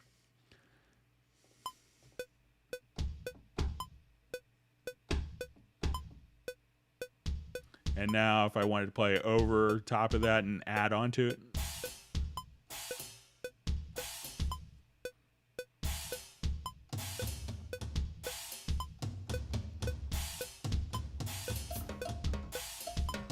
And you could just kind of keep adding over top. So check your MIDI record mode, and you could just kind of put it into merge and see if that helps with that. But if I misunderstood the question, please let me know.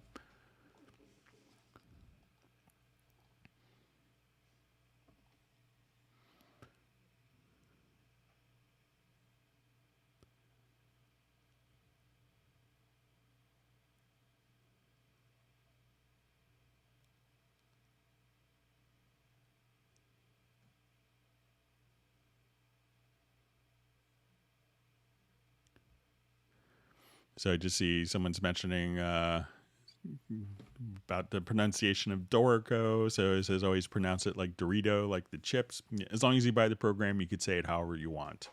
So we have a lot of guys in Latin American countries. It's Cubase, so instead of Cubase. So, but if you buy the program, you can pronounce it however you want.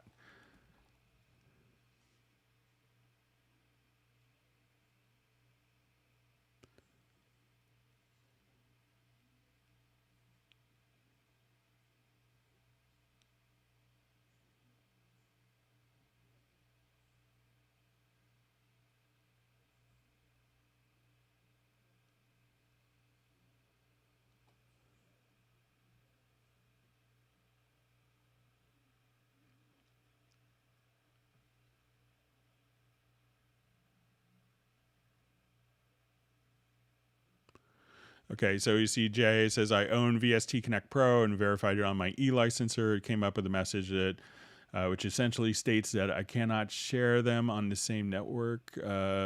Maybe troubleshoot by email. So what you need to do, and this is like probably, you know, an incredibly unobvious thing, but the trick, Jay, is to come over here. So let's say you go to your VST Cloud. So let's say you go to your Connect VST. Okay, so what you need to do, the trick is you'll just kind of right click here. I don't have another machine set up, but right click in here, and then you'll see the IP address of the other computer. And if you want to send me an email, I could send you a screenshot when I have another computer connected. But you will get that message even if with VST Connect Pro. But if you just kind of right click, I think it's right on here, that you'll see the IP address of the computer. So just try right clicking in this area right there or right here, and you'll see the IP address, and then you'll be able to connect to the computer.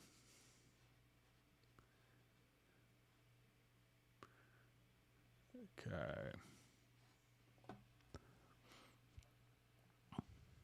And I realize that's frustrating, so.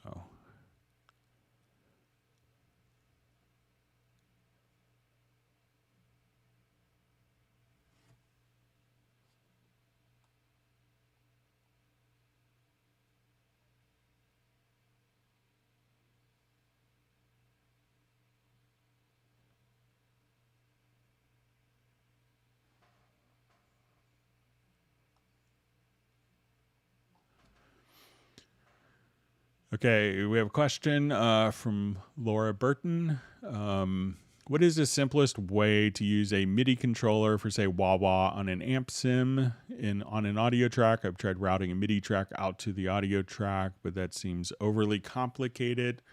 All right, so let's say if I have, let me just, I think I may have,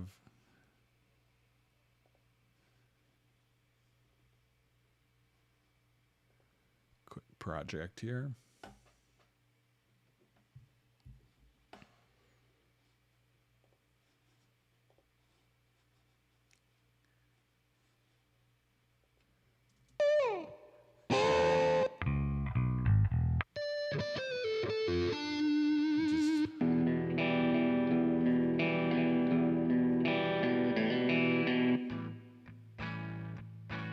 Okay, so let's say if I'm here,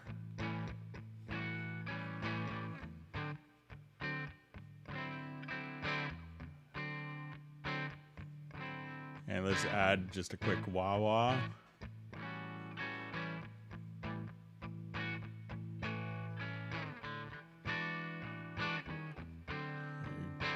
Make sure it's the actual right track.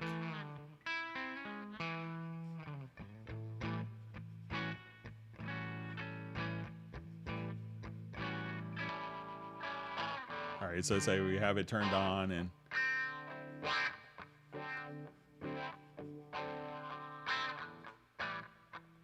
all right, so what you could do is, you know, if you have it set up as quick controls, you know, I think you could just come over here again, just click right here. And move the wah-wah pedal, and you could use your quick controls now just to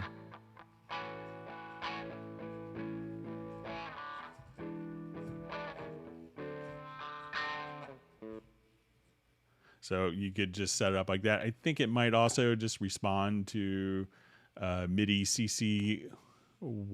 So, you know, even though it's an audio track, you know, what you could do is just, and let me just see if this is, so I think this will respond to expression. So if we add a MIDI track and we route this out to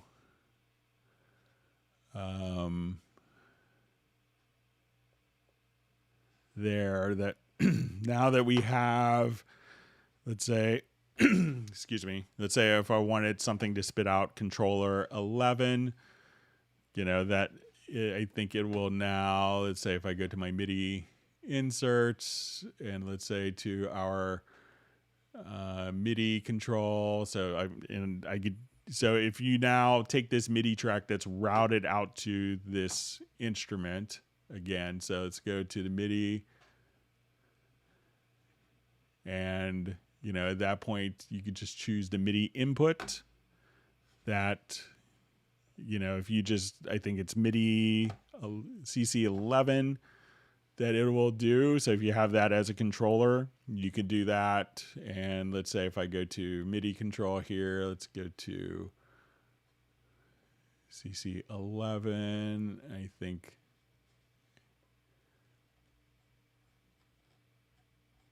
That as you would just adjust the values here, you could just do that. So, but the quickest way is probably just going to be through quick controls, click on a slot, click on learn, move that parameter, and then you could just write MIDI within the automation. You could control it through the track as automation, as quick controls, without having to add a MIDI track to route to the plugin.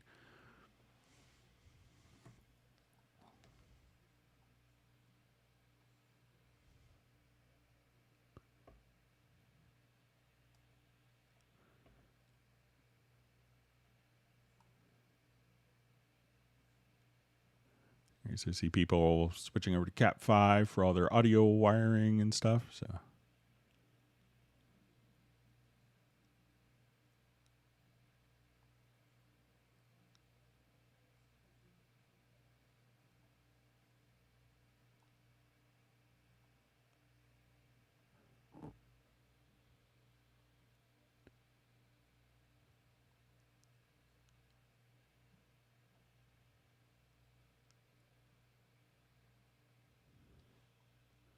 So we're seeing Joseph saying is like, great idea about using a wireless keyboard. I have a soundproof vocal booth in our room so the neighbors can't hear me scream.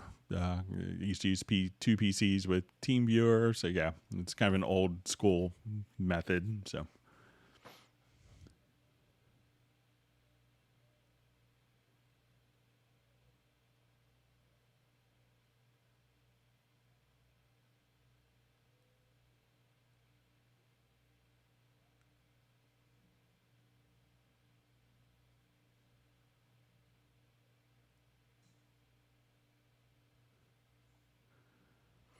All right, so a question from Sable. What is VST System Link in studio setup? So VST System Link was kind of an older, it's been around maybe 20 plus years. And what VST System Link allows you to do is basically, it was designed kind of conceptually around, like using like the old days when people wanted 48 tracks, is you would synchronize two 24-track tape machines. And this was developed originally by Charlie Steinberg.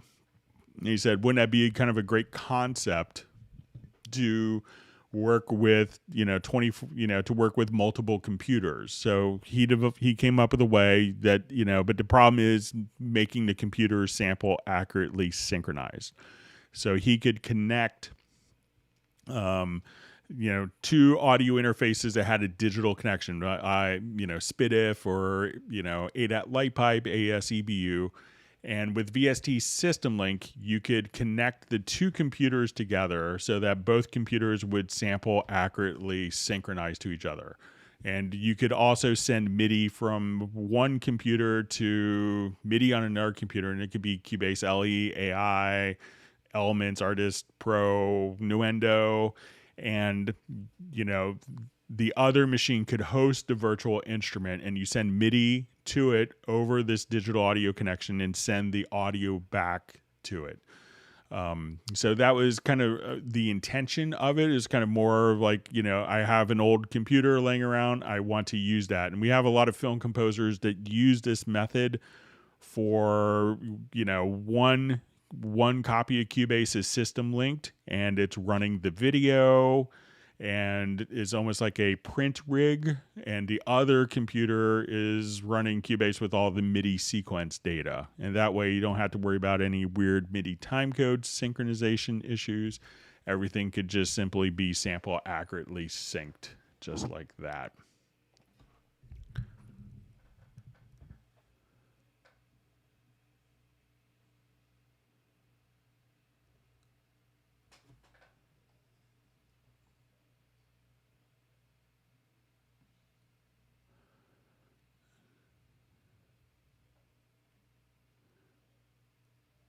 All right, so just see Cubase and Reason are filled with wires. So I don't think there's any actual wires in Cubase. All right.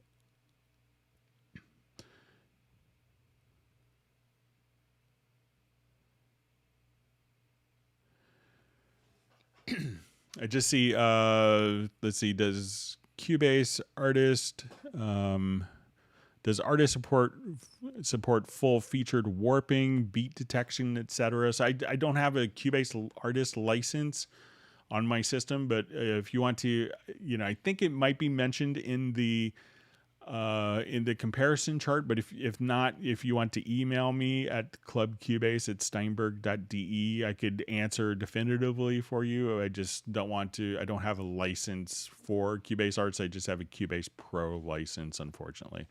But I could check it on my other system after the live stream.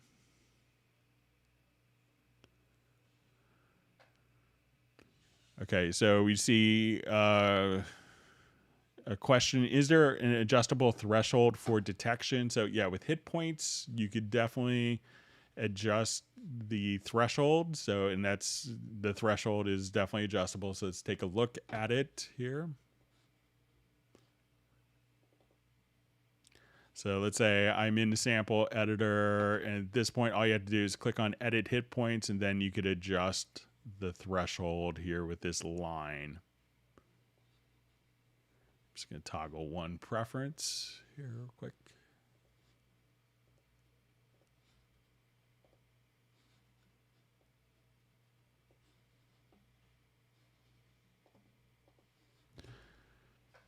Okay.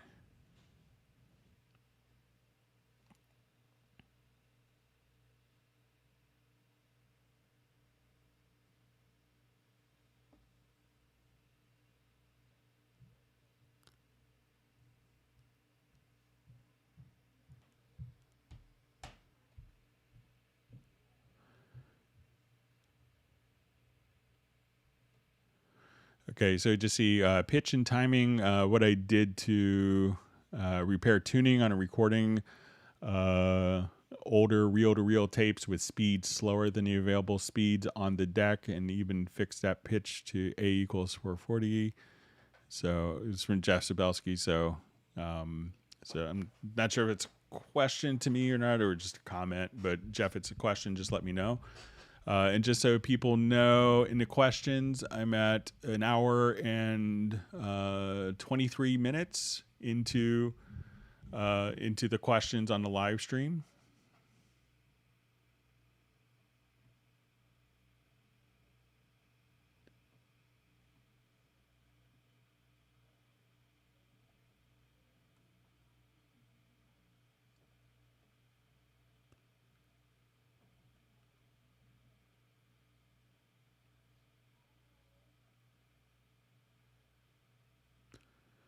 All right, so Mark Rabin wants everyone to smash the like button.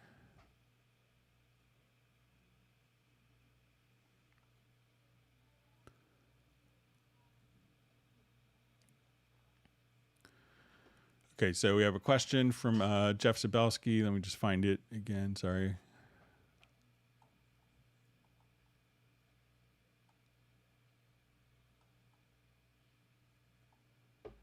Okay, hi Greg. All my old HSO were 16-bit or 32-bit compatible. Did the samples become 64-bit compatible in HSO?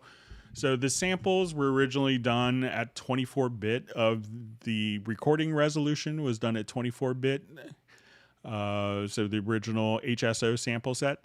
The playback, so there's audio resolution and we often think of that as like 16-bit, 24-bit, or 32-bit float. Now 64-bit it can sometimes get confused with kind of the memory allocation of software. So you have 32-bit software is often, so they're kind of the same terminologies used, and it could be confusing. So there's 32-bit and 64-bit as far as memory addressability. So the older programs are 32-bit, and you're limited to only using 4 gigabytes of RAM, which is, I think my phone almost has that now. And 64-bit, you could go well beyond the 4 gigabyte limitation. So, you know, it's not uncommon. Like my new system has 128 gigs of RAM for my personal studio, but, you know, I have friends that run 256 or 384 gigs of RAM, and you know, so that is when you need a 64-bit. So the playback sample engine, you know, when you play it in Halion Sonic SE or Halion, that is taking advantage of the 64-bit memory addressing, so you can have larger sample libraries, but the content, the actual recordings of the samples were done at 24-bit. But again, that's the audio resolution versus kind of the memory capabilities of the things. And they're 32, 64-bit, and people use the terminology interchangeably, often erroneously.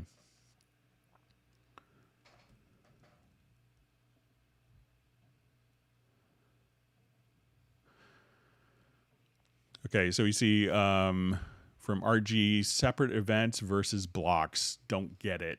All right, so let's go back. And this is with the render in place functionality.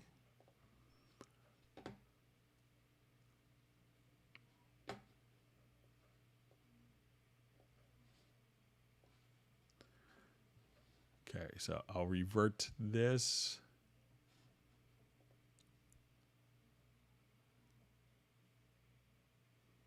All right. So as we do this, let's say I look at this particular file. So I'm going to render these 4 events. So I'll go to render in place, and I'm going to do as separate events. So when I do separate events, their lengths will be identical to the parts. So I'll choose render.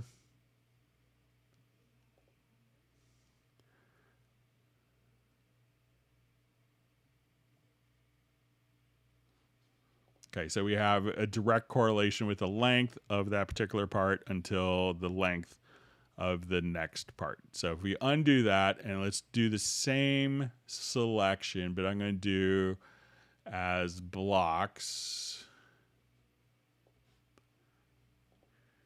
as block events.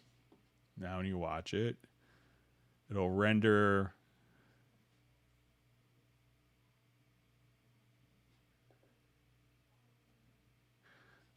so generally it will, let's say if I do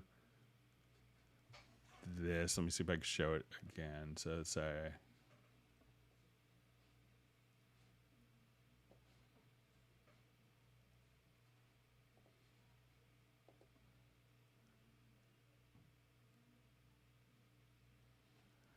so I thought that it would actually just take this until the next event started, but it doesn't seem to be doing that now. So I thought that's what the block events did, but maybe I misunderstood and misremembered what that function was, but I'll do some more research on it.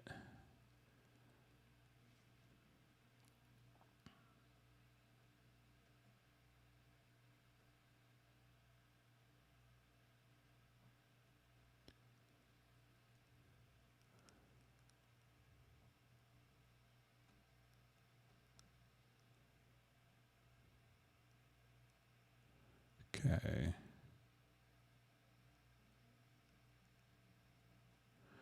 Okay, so we have so just a question. It's always a pleasure attending your live session. Thank you. My question is, can we export all effects channels as a mix FX channel? So let's say if I'm here, let's just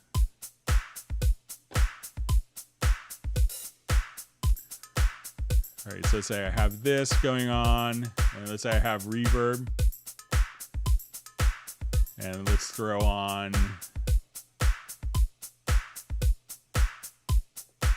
maybe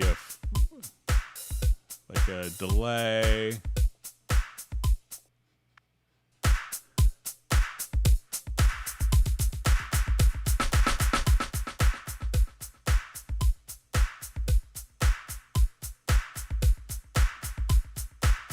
And let's do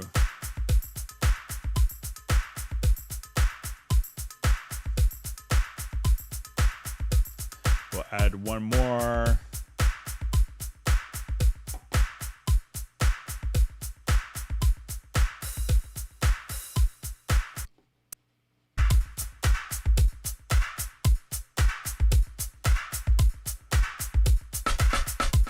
Okay, so I have a reverb, a delay, and a flanger kind of all going on here.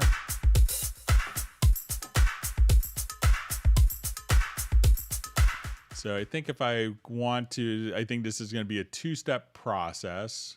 So, you know, if you want it to, let's say, come here and I wanted to do routing on these, I could add a group channel. So let's make it a stereo group. And now I want it, or let's say if I just want to take these 3 tracks and I'm going to add a group channel to the selected channels.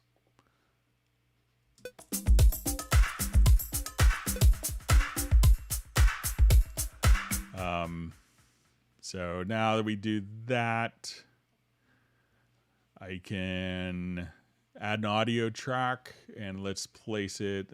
Let's see if this will, I'm going to say from group 1 as its input. Let's make it a stereo.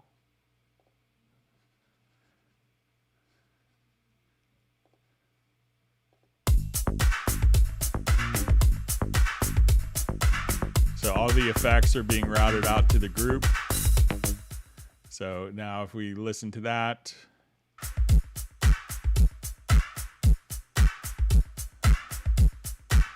that is just all of the effects. But you could also, another way if you wanted to, is just to say, okay, I want to do my audio mix down. And I could say, let's do multiple. And I want to take my drums and my effects channels. Let's add that to our queue. Let's put this into, we'll create audio tracks.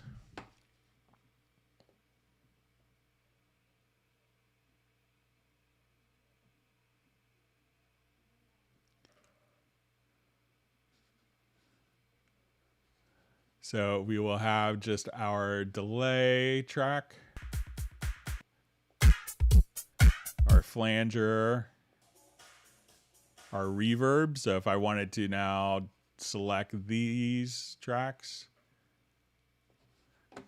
and go to edit to render in place, and I'll just choose to my channel settings to mix down to 1 file, hit render. And now my reverb, delay, and flanger will now all be set up directly as one track or independently. So that's a couple of different approaches for doing that.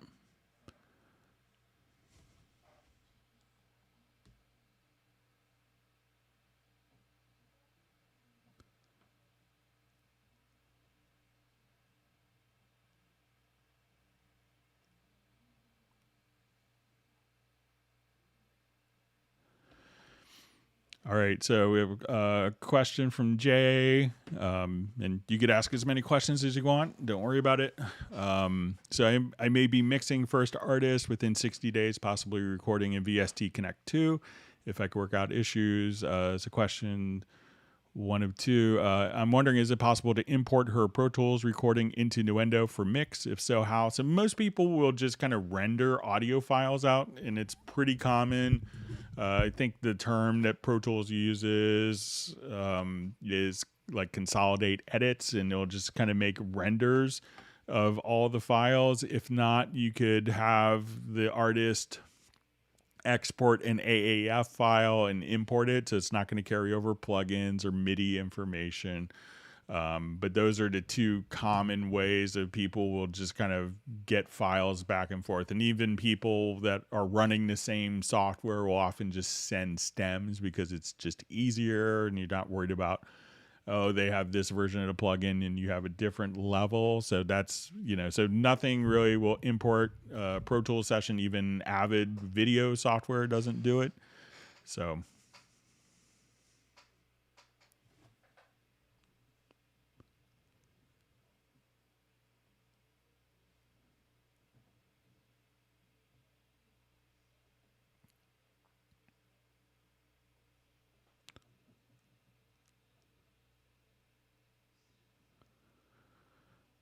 okay, so we see, does Artist have any Melodyne type functionality? So once you go, so Melodyne with Cubase Artist 11, we can now have VariAudio has been included with the artist level for the first time. So this will give you VariAudio capability. So if you're doing your editing of your vocal, you could come directly here and have kind of graphic pitch editing of vocal parts and tuning.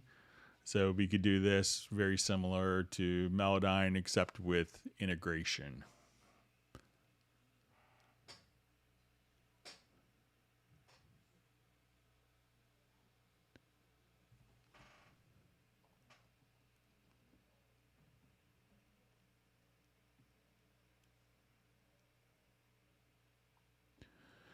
All right, so he said, following up on the question from the last live stream, what are the benefits of moving Cubase content onto an external drive? So there's no real benefits.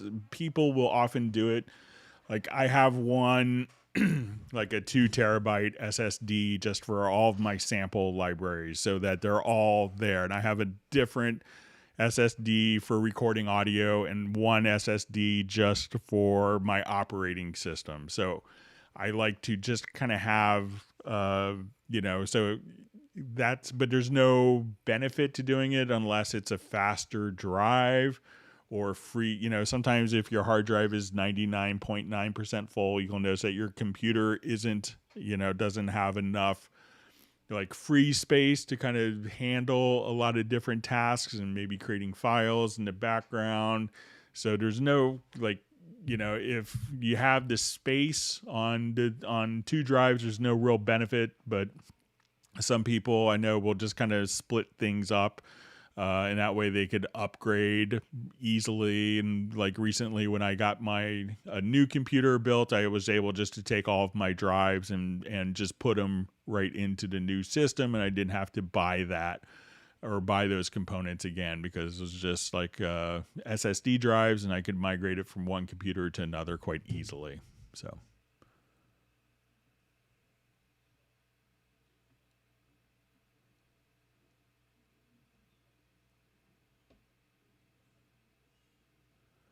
All right. Glad to see that Pablo has made the live stream. Great to have you.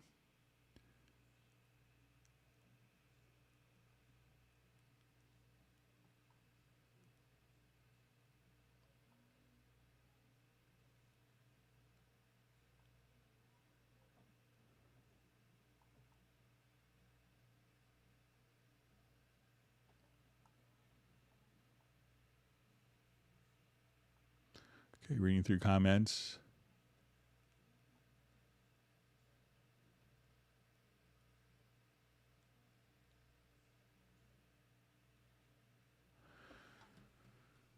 So you just see any cool tips for drums in Logical Editor, like fast way to make congas, or how to find out what sample libraries or sounds were loaded into a VST sampler that's no longer installed.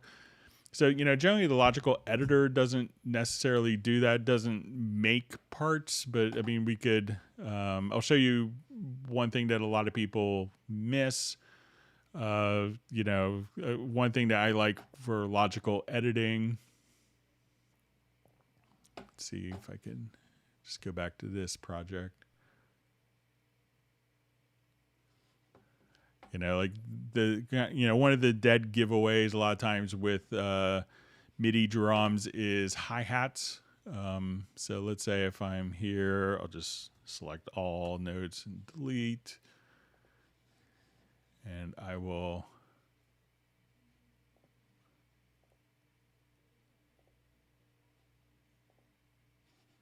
come to this and let's go to like the drum map. So many times, just have it extracted from Groove Agent.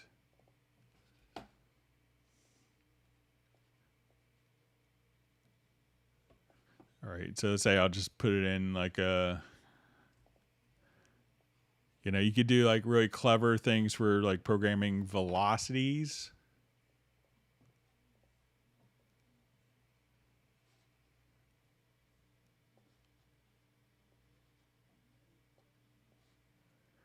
All right, so let's say I do like total generic drum pattern here.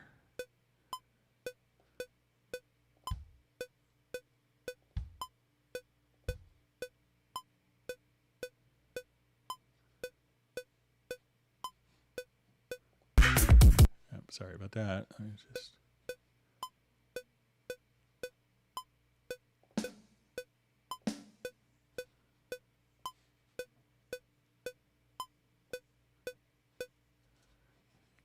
here. Sorry, let me just get this into part.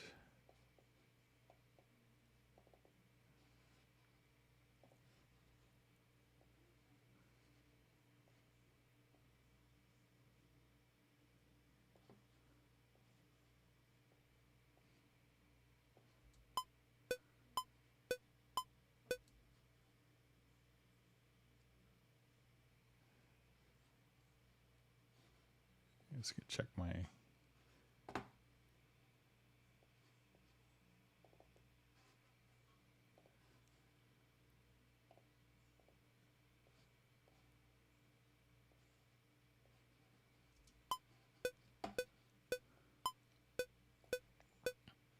okay, so let's say for a quick logical editor,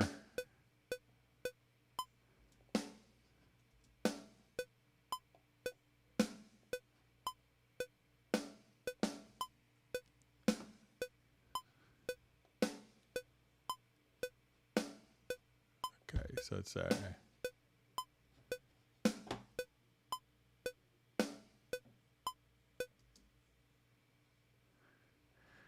but if you like want to come over here to, let's say, hi-hats, one of the things that you could do for logical editors, is to come over here, and I think I even saved it as a preset.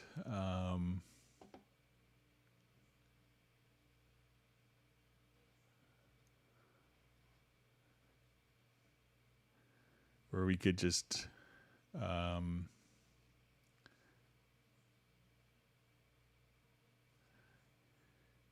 we could just say let's take every other hi-hat. So I want to take like the G sharp ones here, and they're all the same velocity, and I want to transform. We'll say type is equal to notes. The note is equal to, let's say, G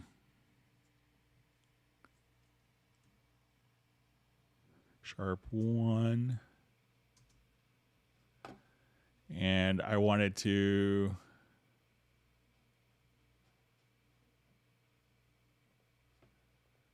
we'll do last event counter.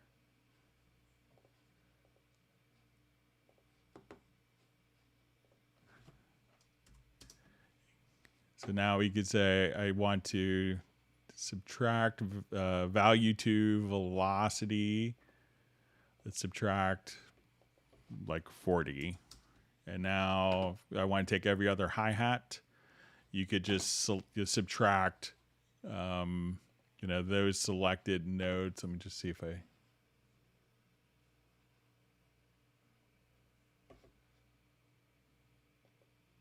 So you could do stuff like that for hi-hats, but that's some good stuff. But, you know, the logical editor isn't going to, you know, make parts necessarily or find missing sample content.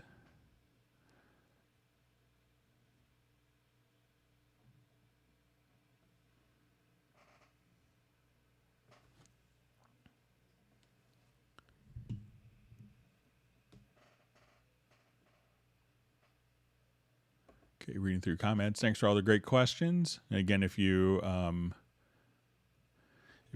learned something new, make sure you hit the like button and subscribe to the channel if you haven't done that already.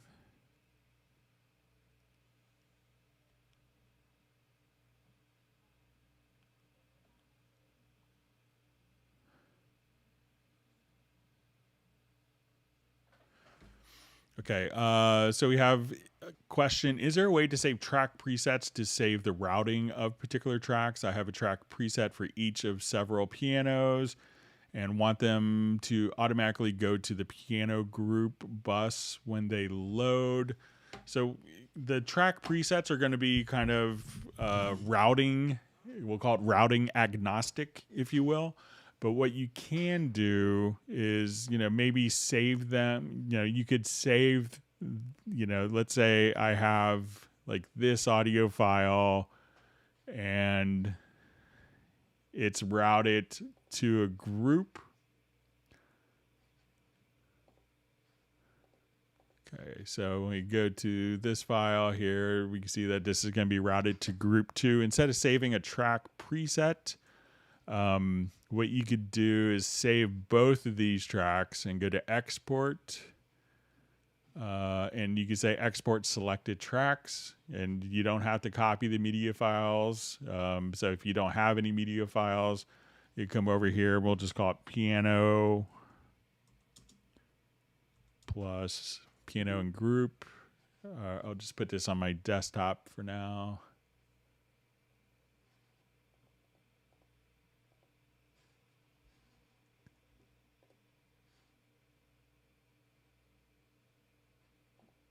Okay, so I'm sorry, I'll just come here, export selected tracks.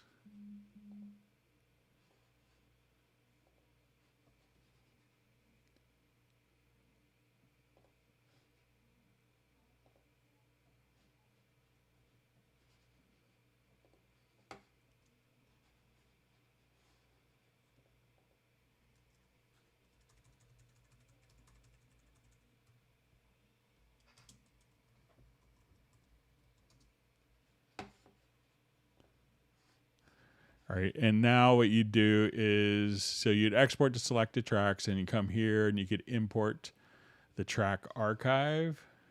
So let's say we just come here, we could select all. So we import these again here and we can see that this will maintain kind of the group routing and the tracks. The track presets will be not really include the routing, but if you export selected tracks or import tracks from a project, that will.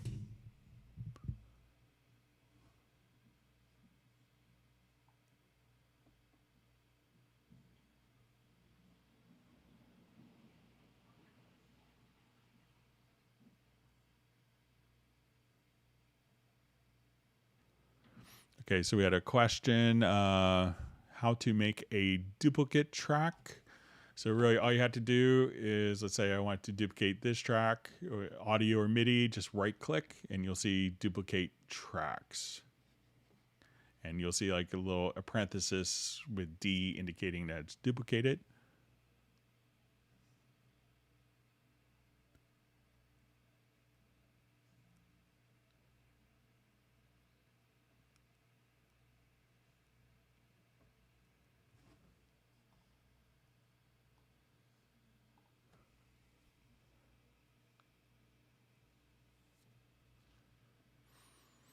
Okay, so we have a question. Is there a way to only show group buses that have signal routed to them? Example, I have 30 group buses, but only use 15 in a queue.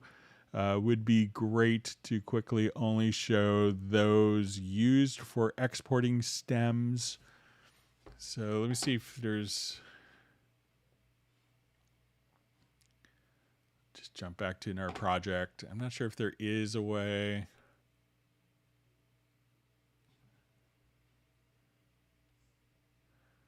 So let's say I'll take all my drums here and send it to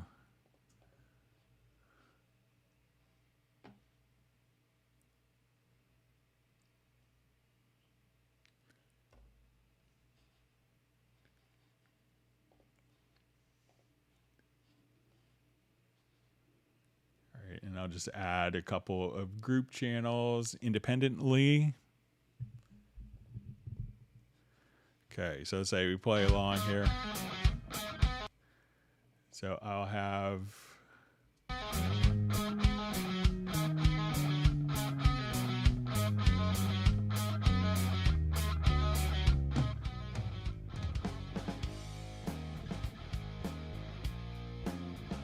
so we say group 1 is where all my drums are.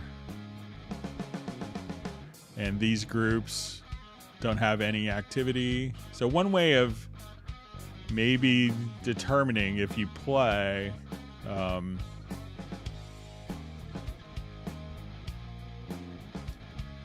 is if you just do like a whole, if you look at the meters, and I know that if you're doing like a large scoring thing that this may not be as practical, but if you do this, you could see kind of the meters in the scoring, you know, for the groups as you play. And I realize that if you set it to hold forever, it's going to hold at peaks.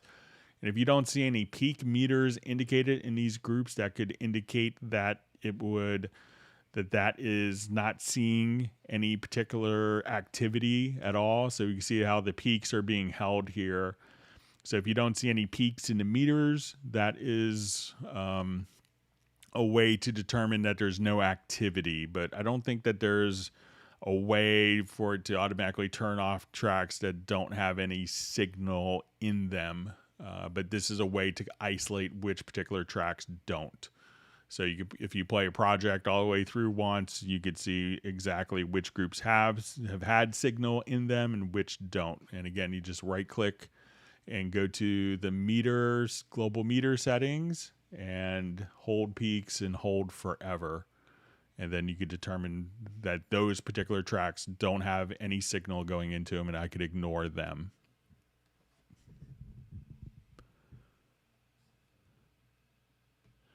All right, wonderful to see Jean-Marie. He'll be our celebrity engineer. Glad you could make it to the live stream.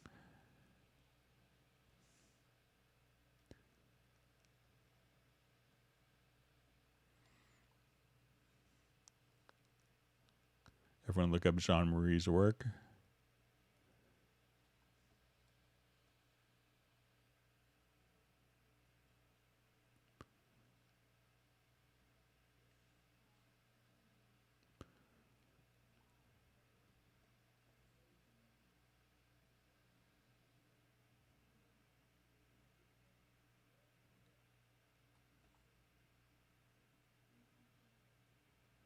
Okay, reading through comments.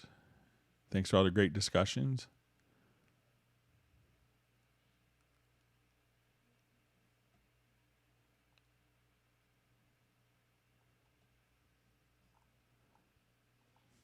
All right.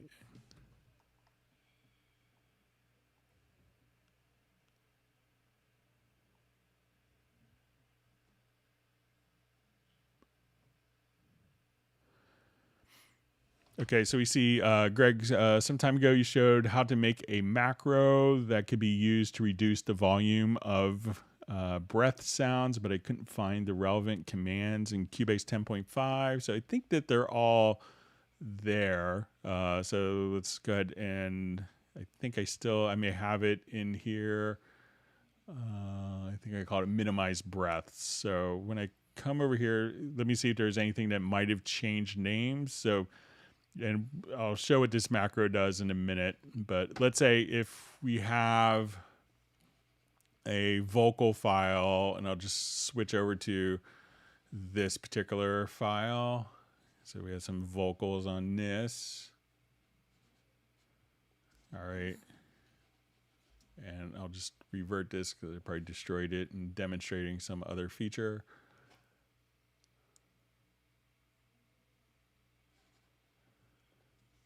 Okay, so let's say we're. If we listen just to the vocal here, you may have. I turn it up, you wouldn't mind. So you hear these breaths. And sometimes it's, you want sometimes a little bit of breath in there. But what this macro can allow you to do is I could just turn my snap off by hitting the letter J. And I'm just going to select like the breath here. So maybe I want the breath in. And we could choose to kind of just see. So I can say, okay, right here, I'm going to just amplify the amplitude. So I'm going to increase the amplitude. And I can say, okay, right here, I want to get rid of that part of the breath. So I could go to edit and we'll show you what this macro does. So I just selected that with the range tool and I say minimize breaths. And that can just simply kind of go through and minimize the breaths like that. So if you want to create the macro, I'll show you how it's made. Is now I could and see if any of these have changed, because I did this originally, I think in Cubase 9. So we did transport locators to selection, switched to the object selection tool. I went to the left locator, I auto selected the events, I nudged the cursor, and then I decreased the volume by 12 dB. And then auto select events under the cursor. I changed kind of the state of that back to where it was, and then back to the range selection tool. So this is assuming that we have, let me just check the preference of one particular thing. Okay, so if I just want it again to come here and say, okay, I want to get rid of this breath, I think we can just come right over here and you could just trigger this macro with a keyboard shortcut and you could, again, just kind of minimize that. But the functionality that you can do for that, I think that's all the same. So I'll show the minimize breath macro again here. It's just going to be, I'll make this larger so you could see if you wanted to pause the video and recreate that particular macro. You could do it just like that. All right. So time-wise, I'm at, let's say in the live stream at almost 2 hours in. So about 35 minutes behind.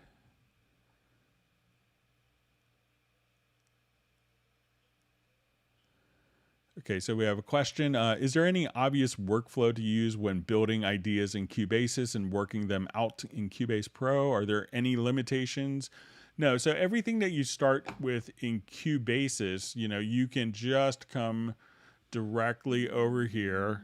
And as we work with this, my friend Daryl Pearson calling, I'll call him back after.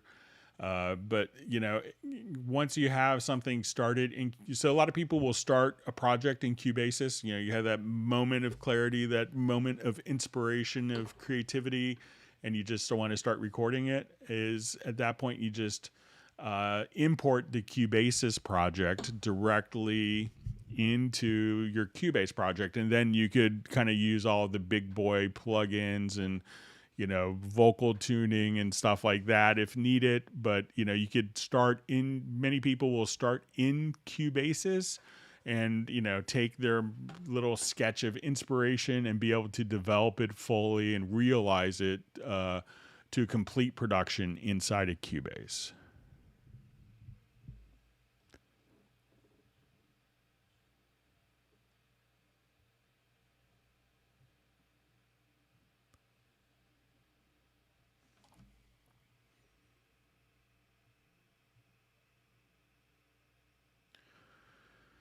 Okay, so I just see, is there a function to create effect chains like the splitter in Studio 1.5? So I'm not familiar with that.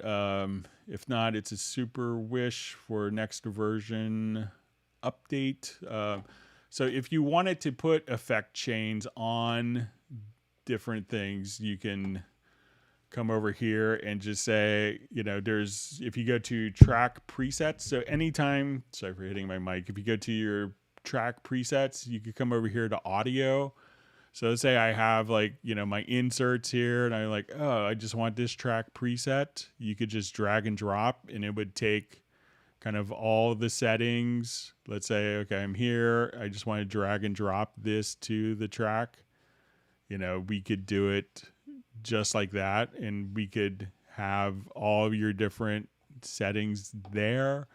I know some people have asked, from Studio One about just a workflow thing of how to maybe get reverb only on particular frequencies. So I think I just may have a project to kind of show this. So let's say,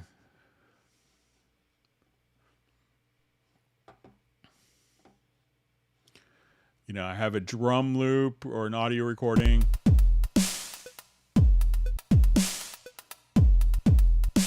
And maybe I don't want the reverb on a kick, but I want it on the hi-hat and the snare. So if you add an effects channel, so like right now, when we go to the sends, for this track, and we go to our sends, we're sending all the frequencies to the reverb.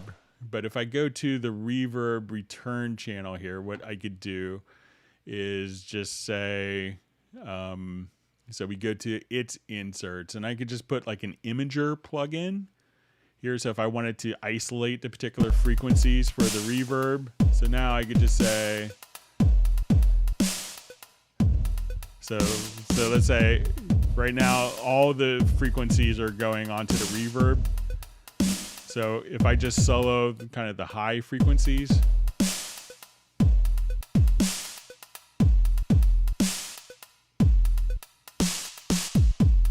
so this way the low end isn't getting processed with the reverb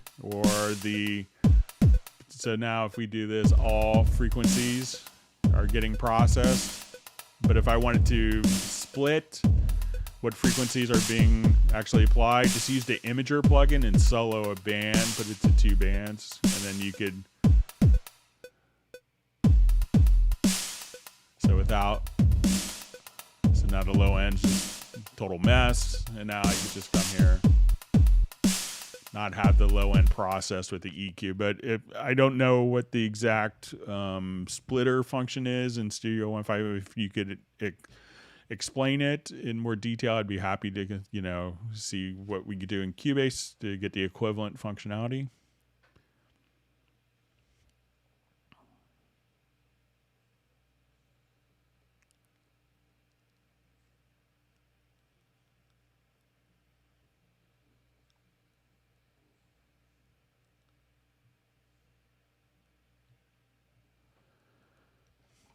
Okay, so see from John Costigan. Hello, Greg. I've forgotten how to disassemble a drum track using Hitpoints to make multiple MIDI tracks and copy the groove. Can you remind me? All right, so let's say if I wanted to, do it from a particular drum loop, and if I wanted that groove to be applied to somewhere else, what I could do is just go to the Hitpoints here. So I will just double click, and we're in the sample editor. Let's go to our hit points. So we'll say, okay, we'll find kind of the rhythmically significant points of the file, and I could say create grooves. And now when we go to our groove quantize preset, this is the groove of that particular drum loop.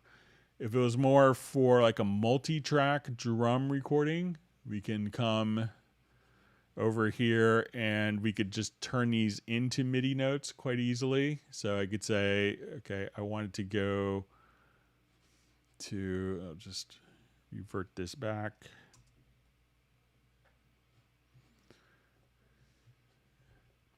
So at this point, I could say, okay, I have a MIDI track selected.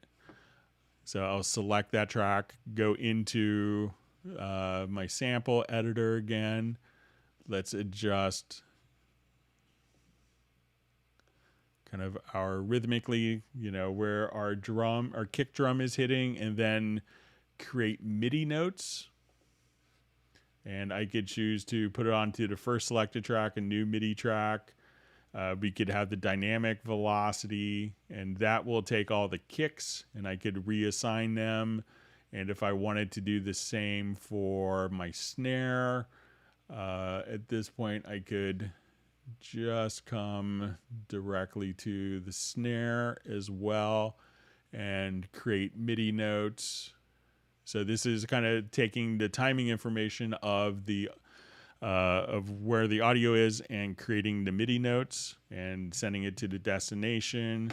And now that if we wanted to merge these two, I could hold down a glue gun with my Alt or Option key, and now we could have, both our kick and snare in there. And at this point, I could just take this MIDI part and drag it over, and you could have the groove quantize for that if you want it. So let me know if that's what you intended, John.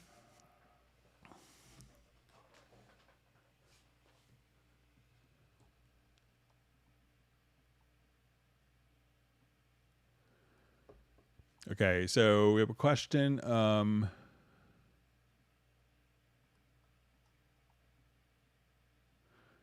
So, hi, I'm from India. Please, how to route master output to stereo 2 in Cubase 10.5. So the master output is going, we can think of this as being, like the final stage. So, it's like, so if you wanted to, what some people will do is take all the tracks and send it directly to, a pre-master group. So I could take this and say, okay, I want to add a group channel to the selected channels. So now everything is being sent directly to this group. And at that point, I could process this separately than to my master output. But it's like, is it your final destination? So the master out will be there. You could duplicate, the routing of this in a couple of different ways. So if you have, if you wanted to, send it to other outputs, you could do it through even direct routing. So if you go into the main mix console, you could, you'll see your direct routing, and we could send these to, if I had other outputs as well. So say I had 2 outputs. So let me just go to my audio connections, and so I have stereo out 2.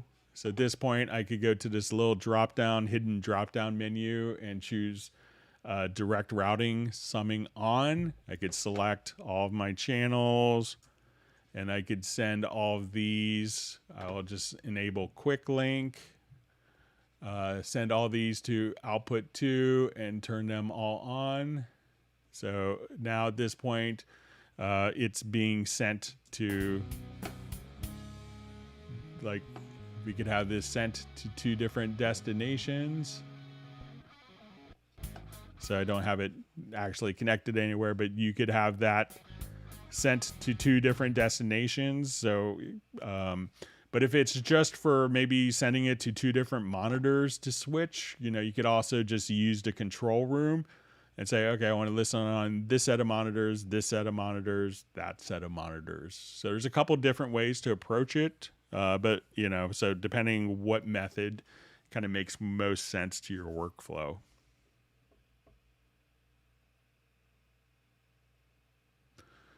All right.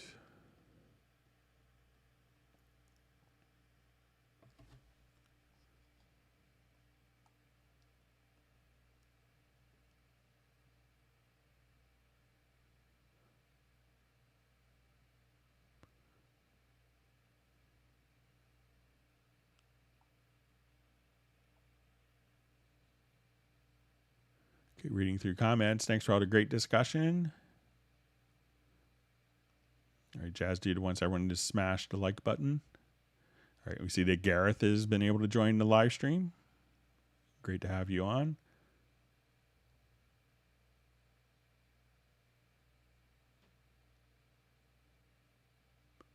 And Gareth is happy that Pablo is on the live stream as well.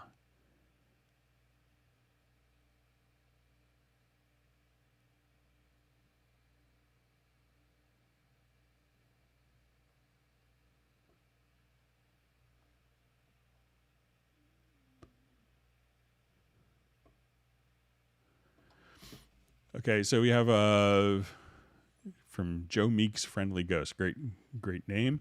Greetings. Can you compare demo the differences between comping multiple audio takes versus multiple MIDI takes using lanes, etc.? So it's really the same functionality. So we'll create a new project here.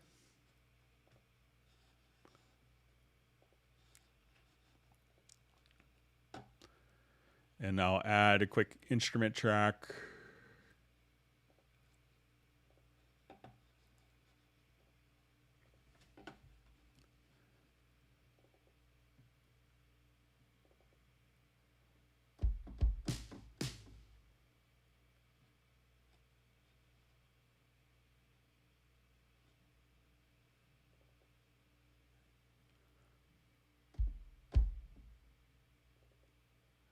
Just find something here real quick.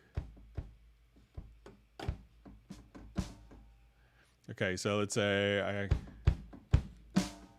okay, so I'm going to set this up so I could record MIDI and audio simultaneously.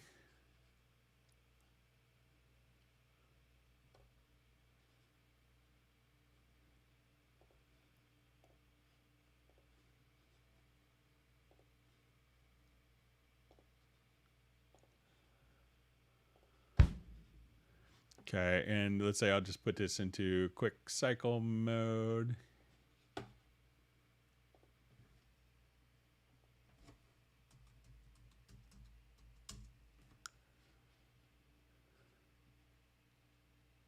Okay, and so let's say I'll now, and if I just put my MIDI into, let's say, cycled MIDI recording to stacked mode, at this point I will, and I'll put it into loop. Sorry about that. Hate when it's my error.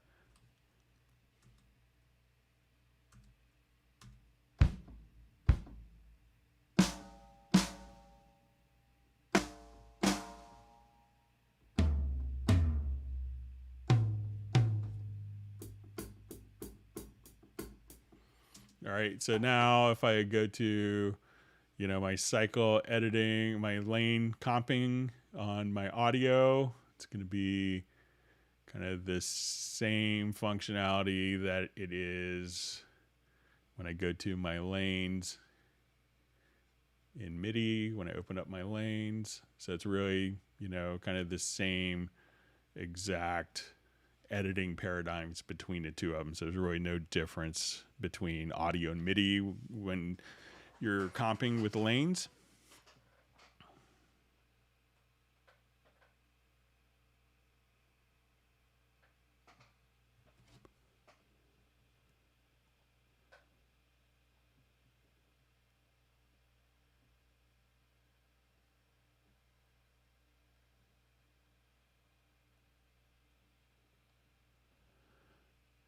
All right, so I see a question. Is there something available in Cubase that's similar to Pro Tools Master Fader track? I've seen mix engineers use a Master Fader as part of their chain for mixing drums. So isn't it? I don't know Pro Tools, but is it really just the same as the master track that we have already in Cubase, where you could do all of your processing there? So if I just jump back to this project and I'll revert it. So I'm not sure if you could explain what it does. Just I don't know, like here we could have our own master track for applying EQ and plugins.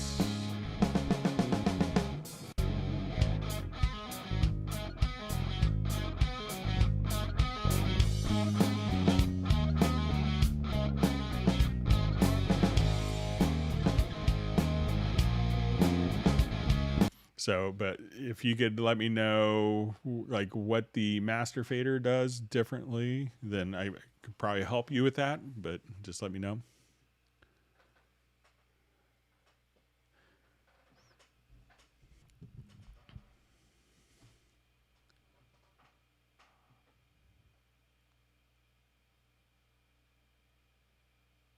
Okay, so we see Mark Rabin went and came back, so it's great.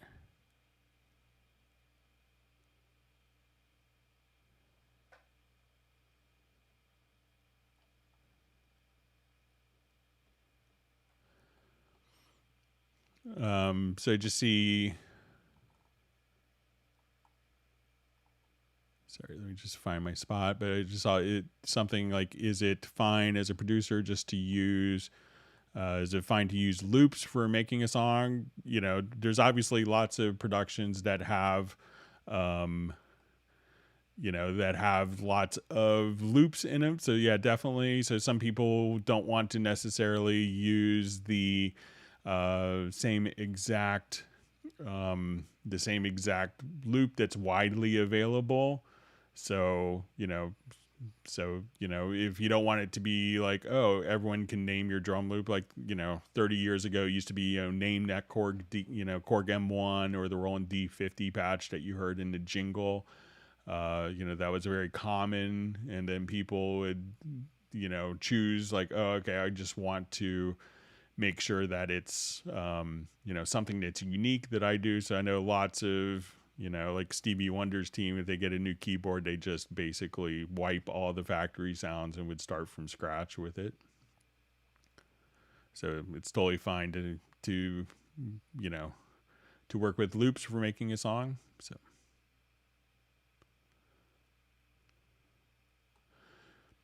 Okay, so we have a question. Is there a default keystroke for open and closed folders in track view? So it's going to be under your project menu. Let's see if there's a default one. If not, we could make one. So if you go to track folding, so there isn't a default setting, but if you go to key commands, I'll take this down.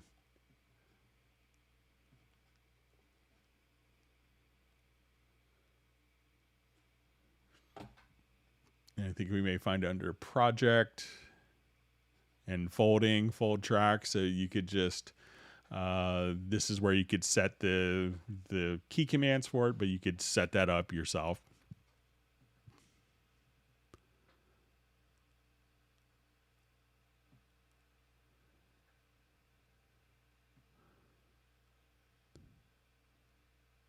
See that Jeff Zabelski likes the caret in Dorico. That's nice way of seeing where your time is when entering in notes.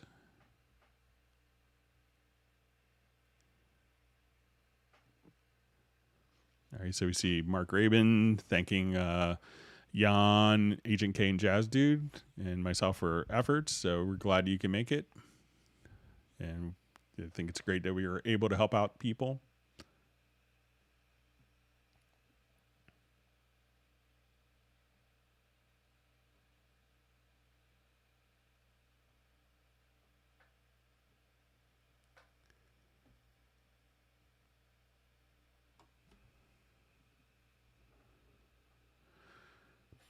All right, so we have a question. Is there any key switch or macro to jump straight to the visibility and inspector tabs? I'm aware of the Alt arrow. So if you wanted to, so I don't know of a key command that will just,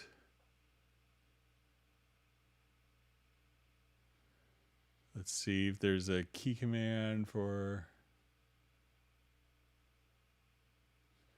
Edit track types filter.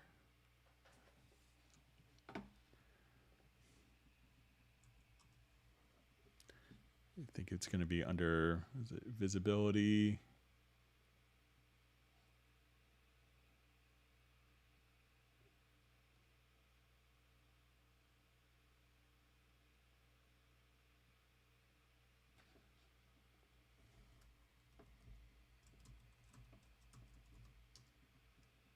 Okay, so there's a channel and track visibility.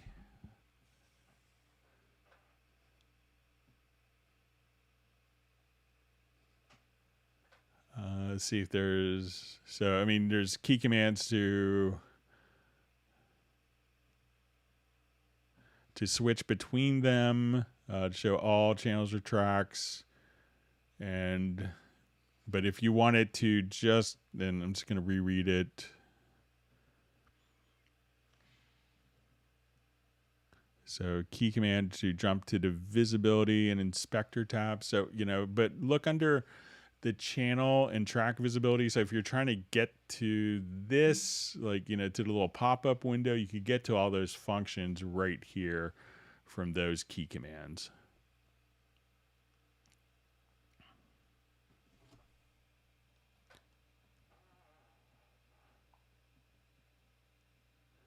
All right, so we see that the Hot Mess project by, I think it was that Pablo played drums on, and Michael Teams played guitar and sang, and Gareth played guitar, sang, and I got to play bass. So it's going to be out on August 1st on all platforms. It's great. Looking forward to it.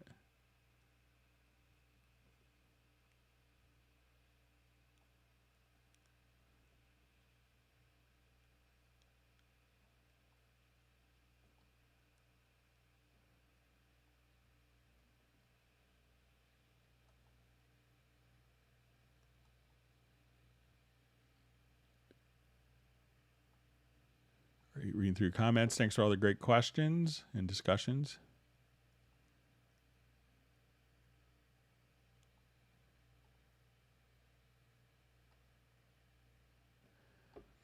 Okay, so we have from Gareth, quick question. I can't remember where open editor and separate window by default is. So if you go to preferences and then just go to editors, and then you'll see double click opens editor and window, or double click opens editor in lower zone. So you could just set it up right there. So the difference is now when I double click in the lower zone, it goes into the lower zone here.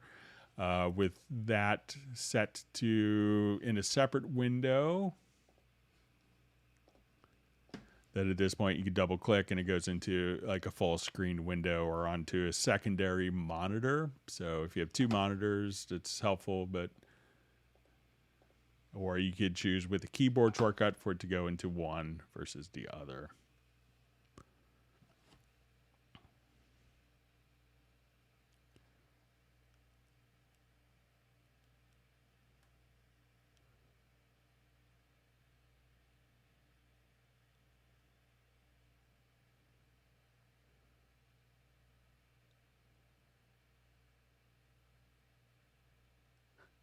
See, Gareth is saying I should rename the Hangout to Greg's Info Spew Special. So it's a good name. All right.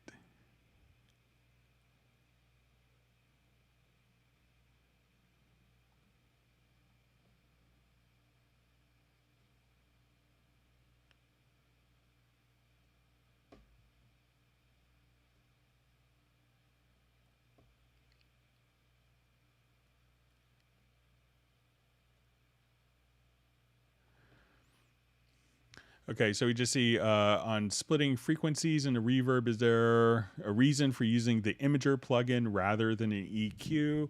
So, you know, the Imager plugin will allow you to just solo those particular regions. So, you know, a lot of times with EQ, you can adjust the EQ, but all the frequencies will still be getting to the, can still, you know, some people will EQ the return channel, and you can say, okay, I want to cut the lows out. But if you could prevent the low frequencies from getting, from getting the reverb that you don't want, so the frequency, the imager plugin can just simply, isolate specific frequency ranges and solo them.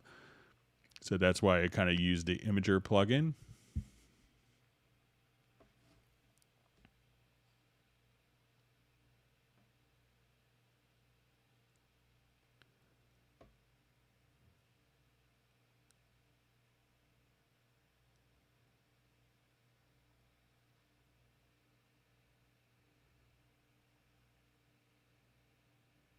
Right.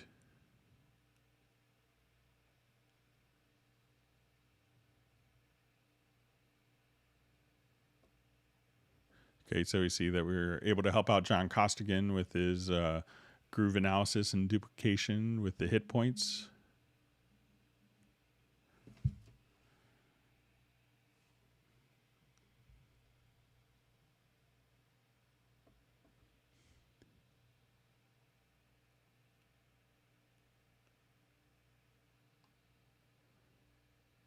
Okay.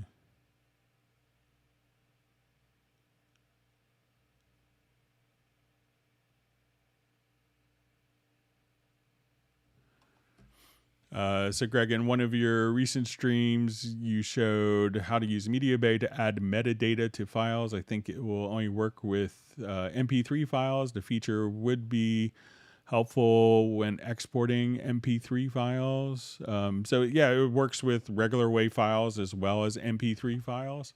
So if you wanted to come over here to the MediaBay, so when you go to select, let's say, an audio file, at this point you could have access to a tremendous amount of metadata. So when you come over here, you could also choose all of these different metadata fields. So this could be for MP3, could be for, regular audio files, for sample characteristics. And if you need to make your own metadata, like let's say you buy a bunch of drum loops and you go through and there's like 10 really good ones and 490 really bad ones, you could just say, okay, I want text and let's see, our parameter is, does the drum loop suck? And then you could have this be a yes no question, so now I could add that as my own user parameter, sucks, yes, no, so you could just come over here and create your own metadata fields as well.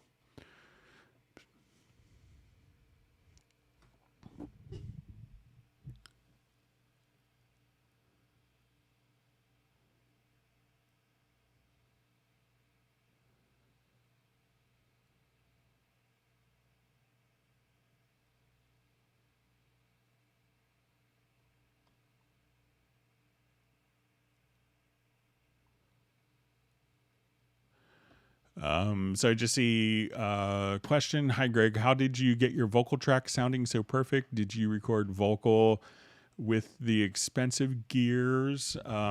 So I didn't do the recording of that. That was a project done by my friend Vince Melamed.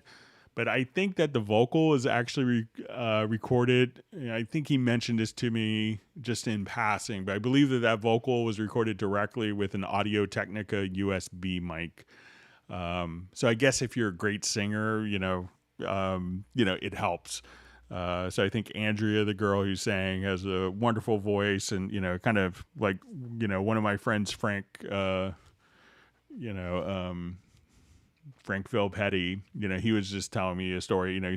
He's done a number of records with James Taylor, and he's like, yeah, if you put an SM57 on James Taylor, his voice is going to sound as awesome as James Taylor's. So, it's so having a great singer, but I don't think that was like an expensive project. I know Vince doesn't have like an extensive, it's more of a songwriting room, but he always gets a really good solid vocal recording in the past. And he's always, I know from in discussions with him that he's often auditioning different microphones. For a long time, he used like in the 90s, he was a big Electro Voice RE20 kind of guy, and then he would but he's always kind of switching. But I believe that vocal for the Beatles and Stones was an Audio Technica USB mic straight into the computer.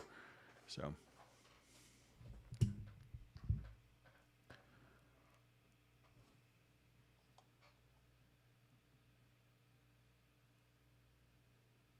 All right.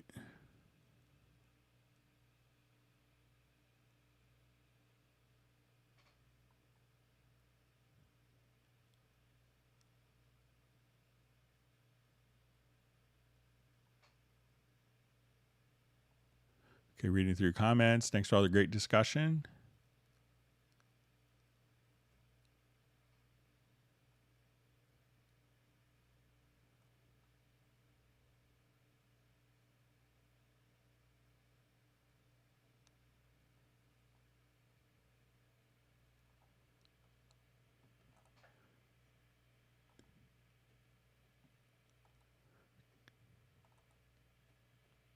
Okay.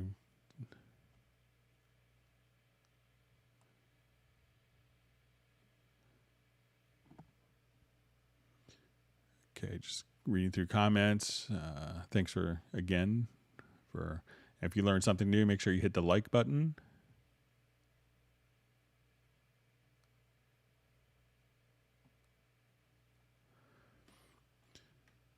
So we see a question, how's Nuendo's reputation for post-production? It always had a great reputation, but it's made like really big inroads into gaming community, and we're having lots of people that are doing Dolby Atmos mixing, kind of all in Nuendo currently as well. So there's lots of great stuff going on with that.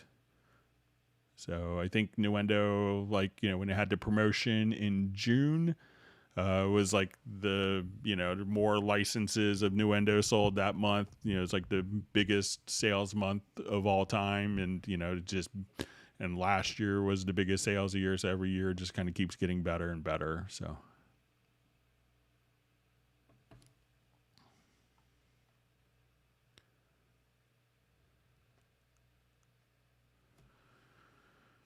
Okay, we see how to map imported MIDI channels per track, then select and apply VSTi or Hallian instruments for each. Thanks. So there is a preference where if it's, I assume it's maybe a standard MIDI file, but if you go to the preferences here, we could just say under the MIDI to MIDI file, where you could have it automatically route it to Hallian Sonic SE multi timbral, and this is ideal if it's like a general MIDI file, and this is the default setting, but you could have it also go to MIDI tracks or instrument tracks that you could define later. So if you don't want it to go to Hallian Sonic, you could just say, okay, define it to MIDI tracks and then assign those to instruments, or to instrument tracks and reassign those.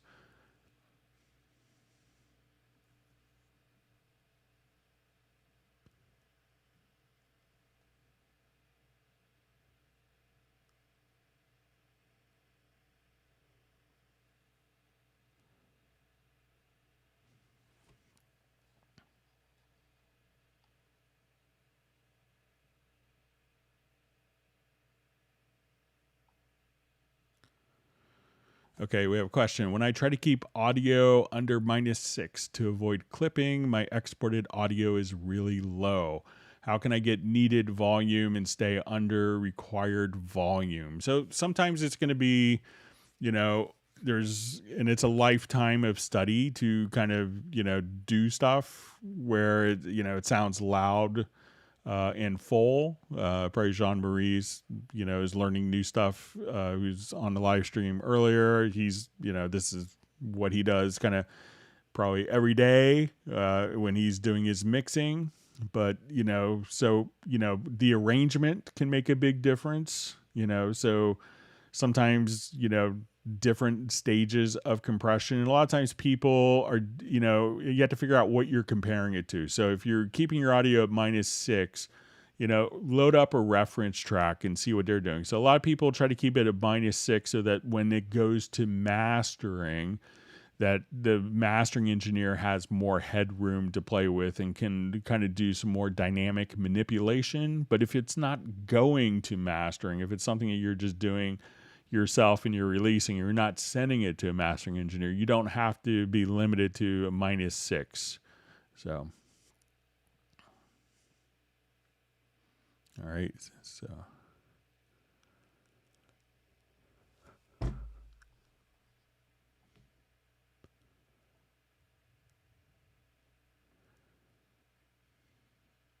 All right, so we see that there might be a bonus hot mess tune. So yeah, send along. Love to play bass on it.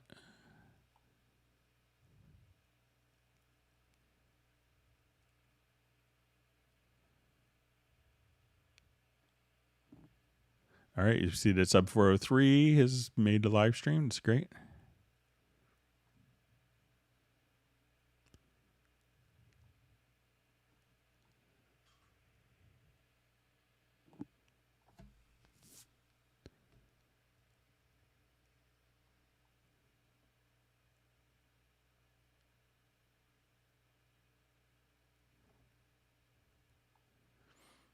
Okay, so just saw. So I just see. So Kai from Kai says, "Oh, so I can edit the metadata fields, and you can." So with the media bay, and you could actually, again, come right over here. So to access that, just click here in the settings, and there's a lot more metadata fields. And also, the ability to make your own by clicking on the plus sign there.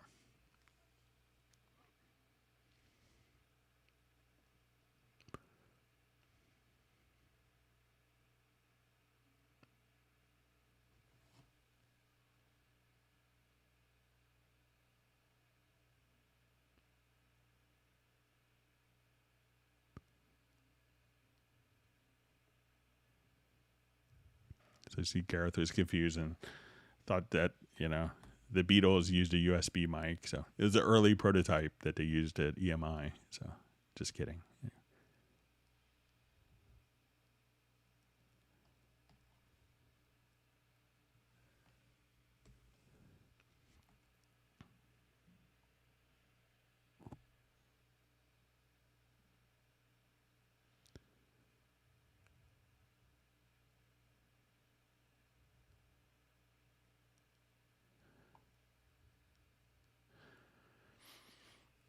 So we have a question. Is there a way to combine two key command files I created and saved from two different computers? I don't know of a way to do that. It might be an XML file. And let me just see if they are XML files.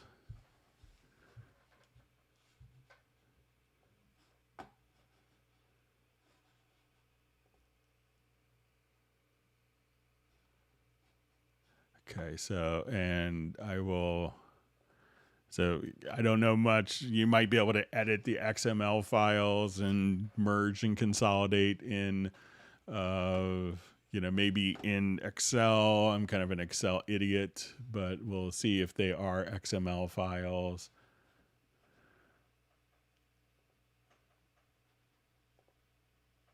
Yeah, so they are XML files. So, you may be able to import them into a spreadsheet and maybe merge it, but by the time you do that, or by the time I would figure out how to do that, I could manually enter in the key commands. But if you're like an Excel genius, you might be able to do something like that. But generally, it's not like a part of Cubase.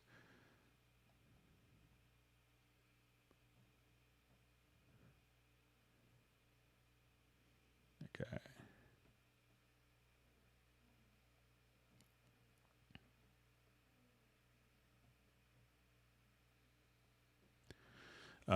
So we have a question. When using a plugin as send effects, for example, delay, shall the plugins, I guess, should it always be set to 100% for mixing? Thanks. So generally, you'd want, so if you're here and we add an effects channel track as a send, so let's say, okay, we add a verb to this.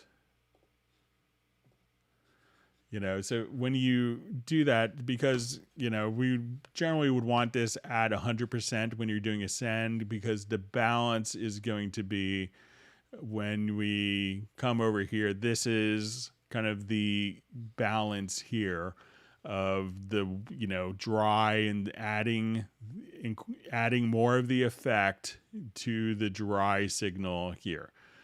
So why a lot of plugins have this is, people can sometimes have an insistence on just having inserts for every single track and not sends. So I've seen projects where people have 24 reverbs open with the same exact settings as inserts on every single track. And, and wonder why their CPU is starting to, crawl. And when you're doing it as an insert, that's when you don't have the blend between wet and dry. And that's why the plugins will have that. So you could work with it either as an insert or a send. But generally, yes, with sends, set the, wet dry amount to 100% on the effect.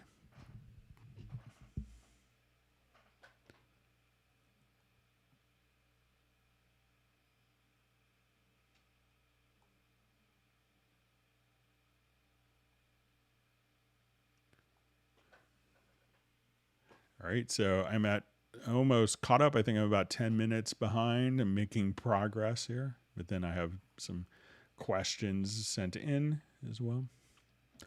So thanks for all the great questions. All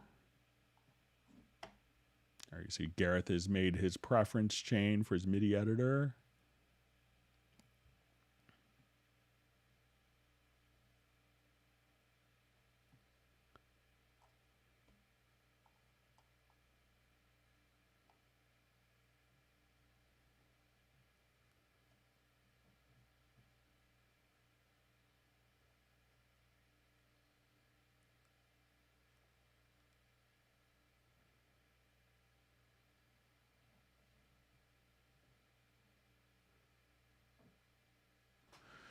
Okay, so I just see from Mark Rabin, got a question that is hard to figure out, but wanted to mention that he's still having an issue with SoundCloud on exports. I don't think I have a SoundCloud account, but let's say if I do my audio mix down here and we'll choose our post process to upload to SoundCloud, I'll add that to the queue.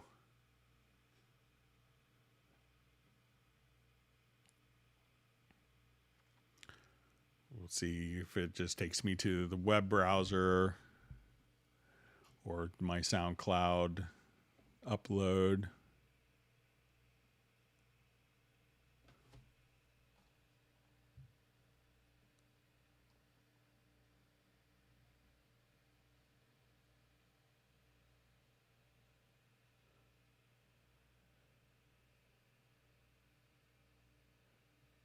So I think if that's the same thing you get, so I don't have a SoundCloud account, but maybe I could sign up for if there's a free account.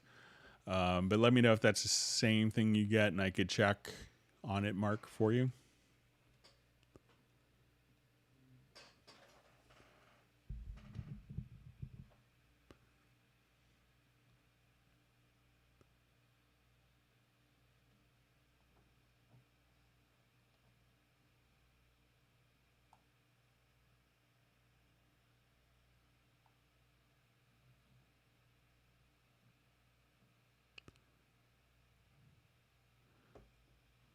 All right, so we see Avery joining us from Tel Aviv in Israel. Thanks for joining us.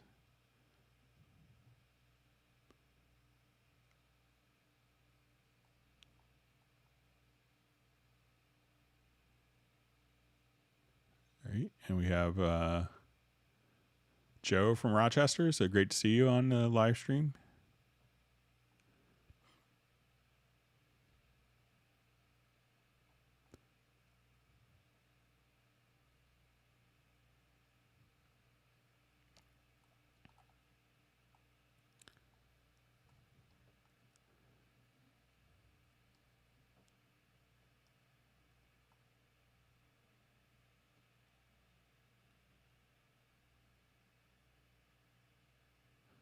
Okay, so I see that Mark is getting the same message. So I'll check on it and see if there's any more information I could get on it.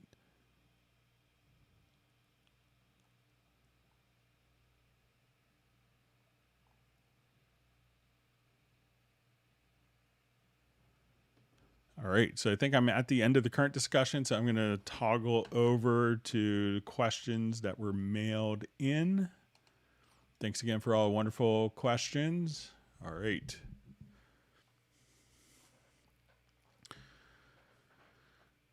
Okay, so we have a question. Hello, I've been a Cubase user since Commodore 64, so probably back to Pro 24. It's been a long ride. Something that I've been trying to figure out is how can I make a continuous DJ remix in Cubase, taking about 20 songs and beat matching them so they're all the same tempo, like I would using turntables. And this is from Sal Mastro. All right, so let me see. I think I have a project that's kind of connected for this. All right, so I did some horrible DJ music here for demonstration purposes. So let's say I have different tracks.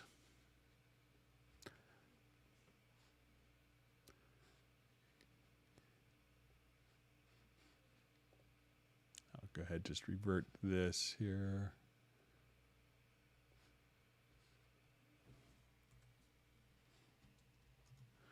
Okay, so now as we look at this, let's say I have different tracks. And these are all different tempos. So this one is kind of more. And this one is slower. And this one's faster.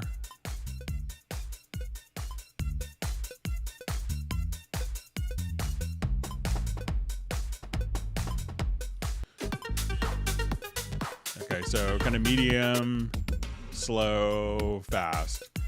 And I want to match up kind of the beats of all of these tracks and make them kind of flow into one another if they're kind of slightly off in tempo. So what I'm going to do is figure out kind of what the tempo is of each of the files. So I will just come over here and I'll go to my project menu and let's do tempo detection on the first file. So, all right, so continue and let's do a tempo detection on this. And I'll go ahead and just kind of, so let's say I want to divide this by 2. And let's do a quick tempo detection on this file as well. So we're going to kind of figure out kind of what the tempo is of all of the files originally. And even if it sounds like it's steady, it may have subtle fluctuations. So I'm going to now at this point, we're going to say, okay, we're in 4/4 time. And so we know what the tempo is. What I want to do is to take the tempo changes and embed the tempo changes into each of these files as metadata. So a lot of programs can deal with one single tempo value, but if the tempo slightly fluctuates, it can get thrown off pretty easily. So I'm going to select these 3 files, come over to my audio menu, go to advanced, and I'll say set definition from tempo. And I could put this into project only or directly in the audio files. So now I'm going to turn off the tempo track. And instead of them following the original tempo, I'm just going to put a new tempo value in of, let's say, 144. So at this point, the first project will be 144, and I'm going to just switch the algorithm here for these to time as opposed to tape. So now when I do this, I go to what was a slower song.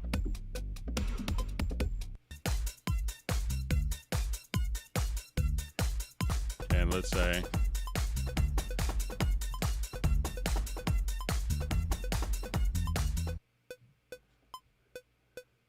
so if I want to do just like a quick transition, I will just put this onto, let's say, beat, and I'll give it a 1 bar. I don't do DJ remixes, as everyone probably obviously knows, but say I just want to do a quick transition between these.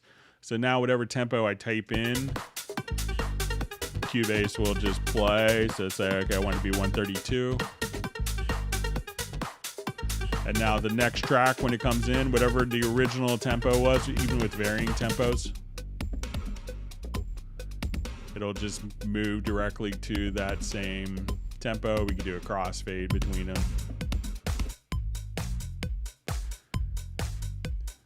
So once again, select the files, figure out what their tempos are, go to the audio, go to advanced, select all the files and go to set definition from tempo, and then just put in a new tempo map, and all these files will just speed up and slow down and be consistent at that point.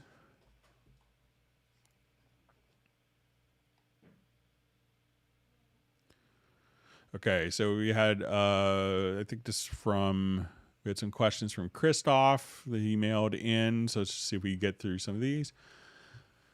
Okay, so question, is it possible to resize the sends in the send rack? So currently I think that these are be fixed for the sends.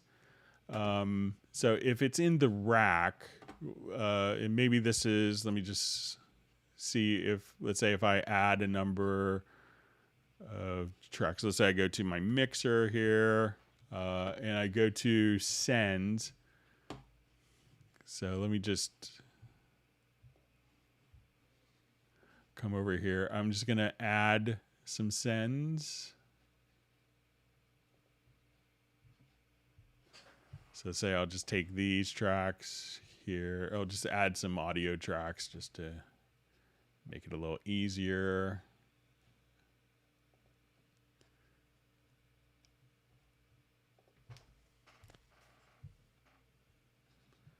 Okay, so I have a number of audio tracks, and I go to my mixer view. So let's say I'll add sends to these particular tracks.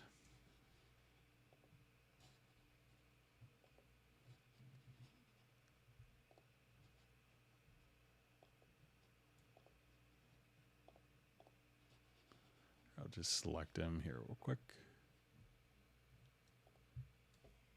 Oops, sorry, just keep hitting the wrong button. Sorry. Okay, so when I go to sends, I will just add an effect send. And I'll do this for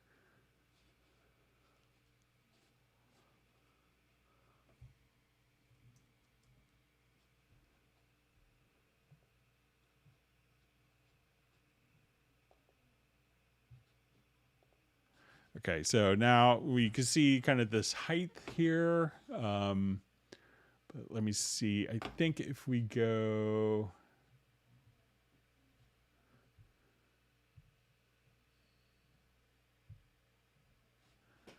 So say if we go to our inserts here, and if I have a number of inserts, let's just come over here.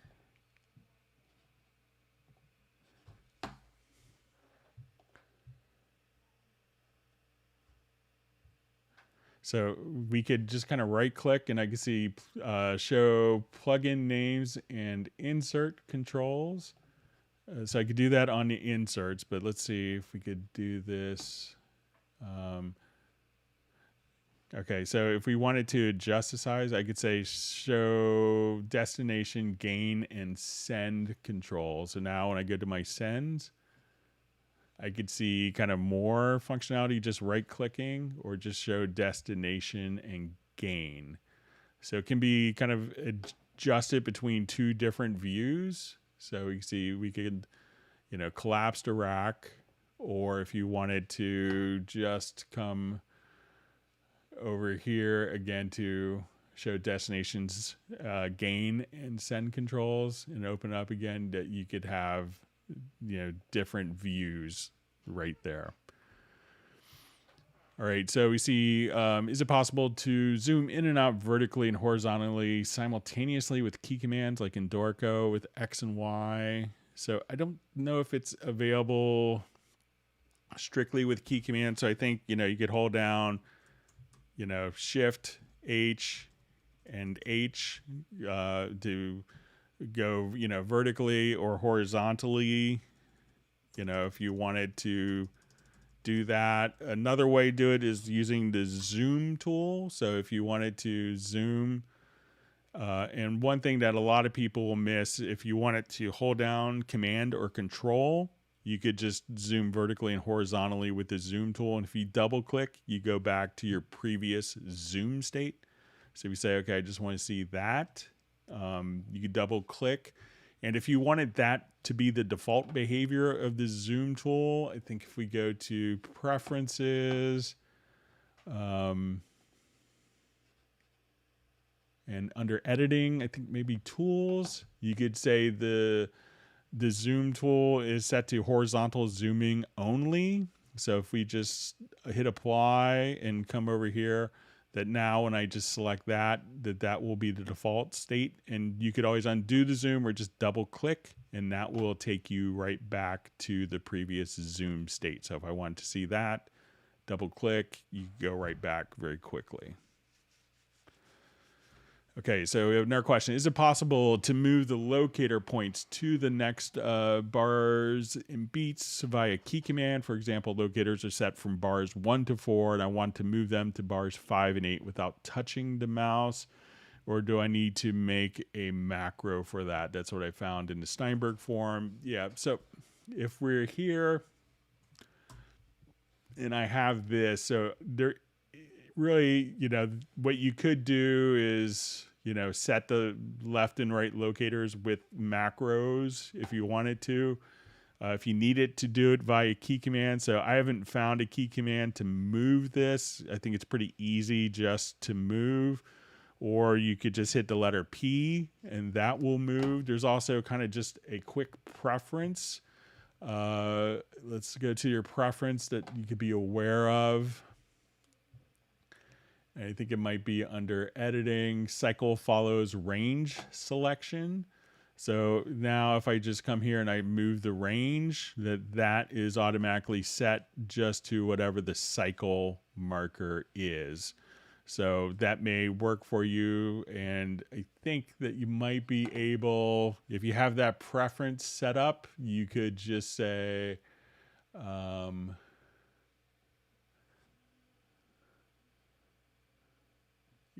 and you might be able to just come over here and move the range, like move the range start and you might be able to do that with the key command in conjunction with that preference setting.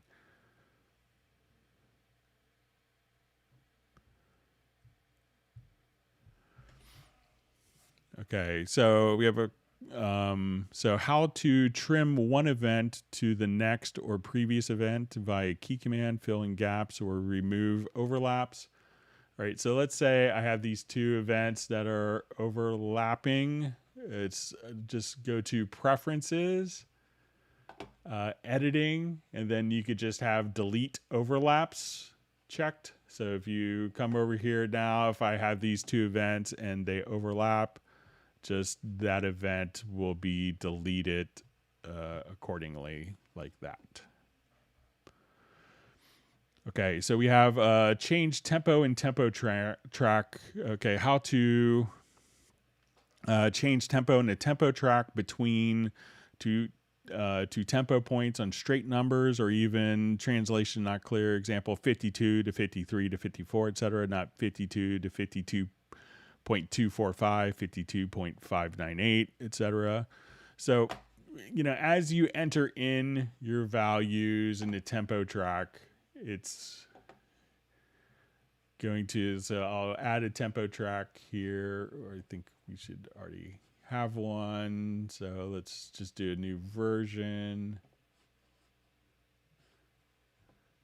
Okay, so let's say I have my tempo track here. So whatever value that you do have set, it will, so as you do this here, you'll see just to the right, it labeled. So say, okay, we're at measure 13. I want it to be at 110 beats per minute. And at measure 15, I want it to be 185.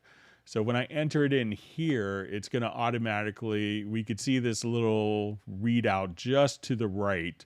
And this will allow me to kind of put it in different values that will be kind of not to the 1,000th decimal place.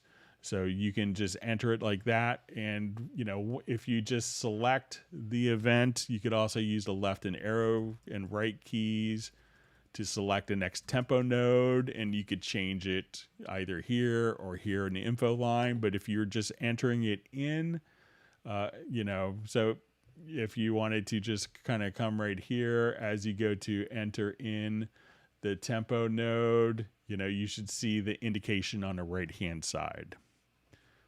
All right, and we see build macros. What are macros? So how to build a macro is we would go to the key commands area. And what a macro is, if you find yourself doing the same repeated task continuously, like we saw the minimize breaths macro where, every phrase the singer goes, and takes a huge breath. And I just wanted to take that and, if I find myself doing this manually multiple times a day, where I need to just do these, all of these steps in sequence all the time, 100 times a day in a project for specific editing tasks. So once I've defined what this is, I could now create a macro, and a macro could be triggered by the edit menu. And then you'll see kind of all of the different macros are created, and you could assign your own keyboard shortcuts to macros under the macro folder. And this would execute all of these steps for you so that you don't have to do 20 steps 100 times a day. You just do that one step 100 times, and it will just make sure that your workflow is significantly faster. Okay, so we have general questions. In Logic, you got to be careful if you want to work clean. Deleting a bus means it stays in the background somewhere in the environment. How is that in Cubase? So once a bus is deleted, it's deleted, so it's not hanging out in the background trying to confuse you. Okay, so we see general questions on how to work with the chord track. Okay, so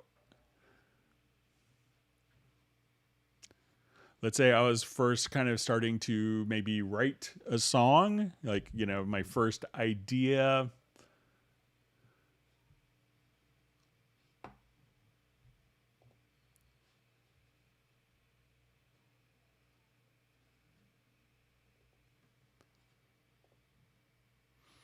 I could, because we see a lot of people that will kind of use the same types of chord progressions, consistently. And we'll get into almost like musical ruts. So let's say I have like a quick drum loop and I want to come up with, chords for a song. Singers there, like, okay, give me some good chords. And you could come over here and say, okay, I want to go to, let's try the key of F, and I want to do maybe a B flat next, and I want to end on a C chord. So I just have this where it's playing through like a Rhodes or any instrument track. Now, one of the cool things with the chords, if you find yourself if you're in a chord progression rut, you could go to the chord assistant for this particular chord, and we could see based on musical proximity of the chords before and after. We could look at this based on the circle of fifths, or it could actually give us a list. And we can say, okay, I want this based on common notes or cadence. So we can say, oh, maybe a G minor chord would be good between those two chords. And let's say the singer's like, oh, it's a little high, or the guitar player's like, hey, I don't like F, give me E. So I could just come here, and now we're in the key of E. And if I wanted to, I could just come right there and drag it down, and it could actually make MIDI notes directly there.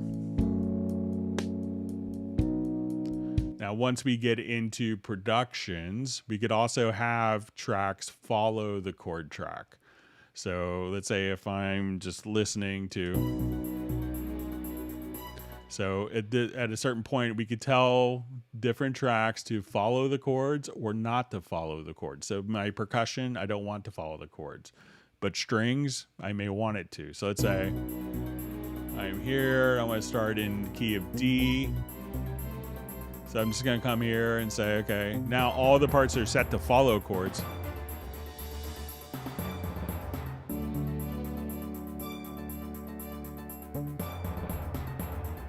So let's say right there where the timpani comes in. I want to change the chord, maybe to like an E chord. So we could listen to that transition, and you can see that even if you change the chord afterwards, it'll retroactively. So what it's doing is it's actually changing the different MIDI patterns and the MIDI data in the parts. So let's say I want this to be an F sharp minor, going to a G, and then going to like an A7. So I could do kind of a quick turnaround. Let's say, okay, I want this to be an E minor chord.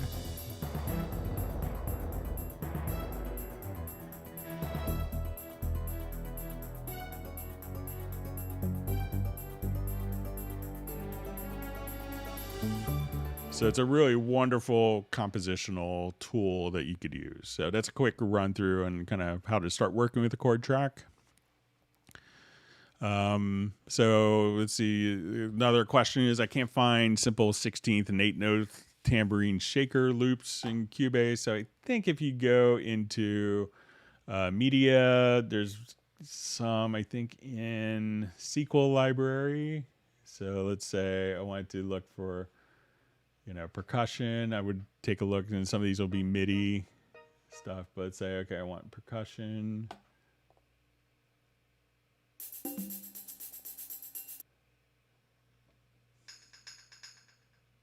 And I'm sure if you go through all of the different loop libraries, that you could find different tambourine stuff in there as well.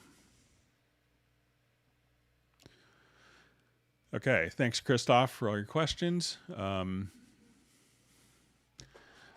right, so the question is, I'm new to Cubase. I want to ask, how can I load the samples in original types? How they were recorded. I know that Cubase have Elastic and let's see, Elastic algorithms. Of course, I don't need to put it into musical mode. I know it, but how can I turn off the algorithm? I need the clean sample. For example, I got 8 wave file tracks recorded at 48, 24-bit. I load them into Cubase separately, and if I don't copy them to the project folder, they sound strange, like the pitch was -2 or something. But when I copy files to the folder, all is good. Is it okay? You can please explain about the algorithms in Cubase if it's possible. Once again, I need to clean samples and what is the best algorithm when I need to use working with audio in Cubase. So it sounds like, perhaps maybe there's a sample rate mismatch. Like when you import files and the pitch changes, that's often kind of indicative of a sample rate mismatch. So if you just go to the pool window, and if musical mode isn't turned on for the files, and we could select all your files here. I'll show it on the project that has more audio files.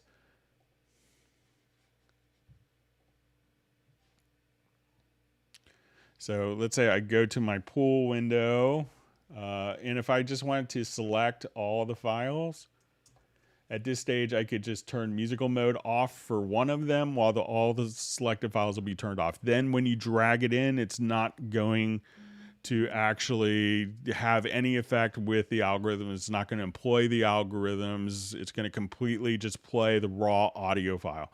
If you drop it in and the pitch changes, and you say 2 semitones, but it's usually like a little off more than 1 semitone, that's pretty indicative that the project that it could be a sample rate mismatch. So make sure that this project sample rate is the same as the audio files, and you could change that by going to the project setup under the project menu or hitting Shift plus S and then going to the sample rate settings there. Make sure that that matches, and you could also see that in the pool to make sure that you have the same consistent sample rate between the two.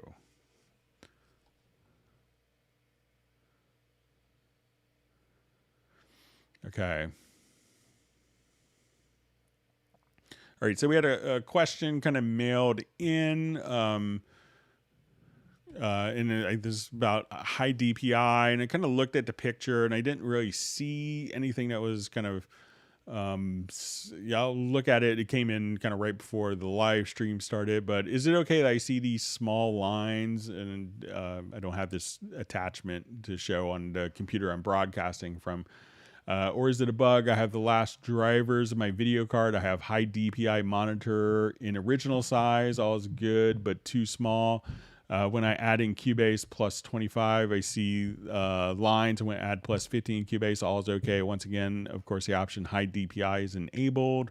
So, sometimes, disabling, the latest video card drivers sometimes may not be the best for a lot of different things. I'll take a closer look at the particular screenshot and respond via email, but it could be like a display anomaly with your driver. So sometimes, you making sure that you're not running like the gaming, like video drivers, but just kind of like the non-gaming video drivers. If you have like an NVIDIA, can often help with that. All right. So I'm going to go back to our live questions. Thanks everyone for great questions. And if you want to mail questions in advance, you can do it at clubcubase@steinberg.de. All right, see how we're doing on time. So we're doing well. Thanks again. All right, let's see if I find back to where we were. All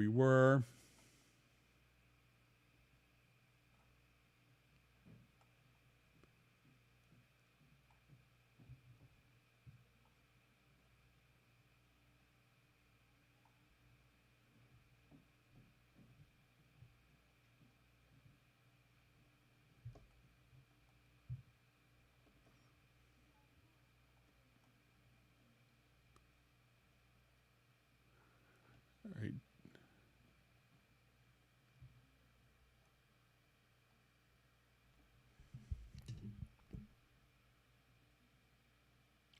All right, so I think I'm kind of back to where I was. Okay, let me just...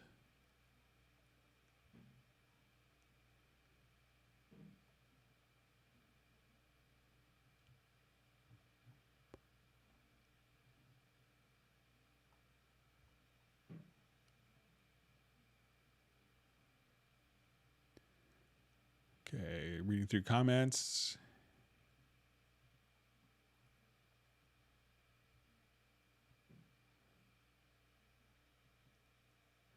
All right, so we see from Pylon Records, great to see you. You're just saying, just want to say thank you so much for these sessions. They're super helpful in breaking down the sessions into time markers. Is fantastic. Thank you. Yeah, so my time markers may be a little late tonight or early tomorrow morning. I'm trying to do a movie in the park with my son, but I'll try to get them done by tomorrow morning at the latest. So question, what's the easiest way to get a key of a song in Cubase Pro 11? So, often if you have MIDI parts, so let's jump to something that has MIDI. So with MIDI, we could do it pretty easily. So I could come over, let me just come to and if you have something like a piano part, that's often kind of ideal. Cubase currently doesn't do like an audio detection for chords, but if I wanted to just select, let's say like a piano part, and if we look at this in our notation view, so I'll just switch this to the score editor here. But what I could do now is if you get a project, we could say chord track and create chord symbols. And then it will tell you the key here of the song. So you'll see, indicate it right there. So it can extract it from MIDI pretty well.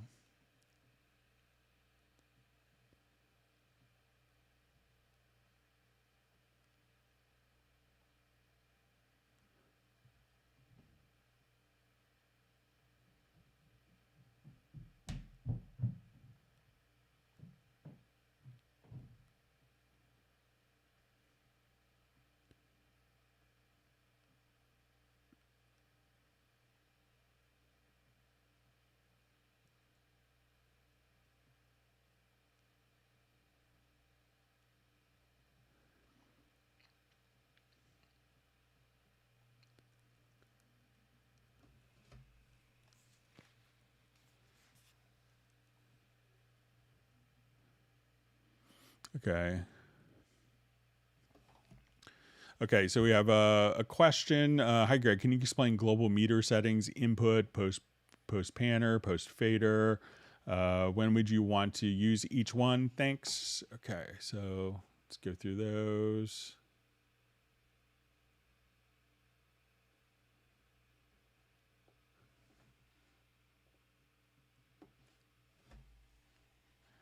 Okay, so let's say if we're going through, so if I want to see the input level that was recorded, like this signal that's coming from the audio file itself. So let me see if I could just do this easily, maybe with one track.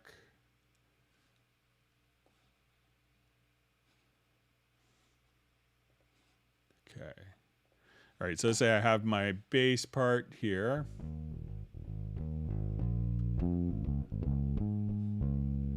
All right, so I'm going to right click, let's go to our meter settings. All right, so now this is my input meters. So regardless of where the fader is, this is where the signal is in the recording. So regardless of where the fader is, so this is going out to our stereo out, but now I'm going to set it to post panner.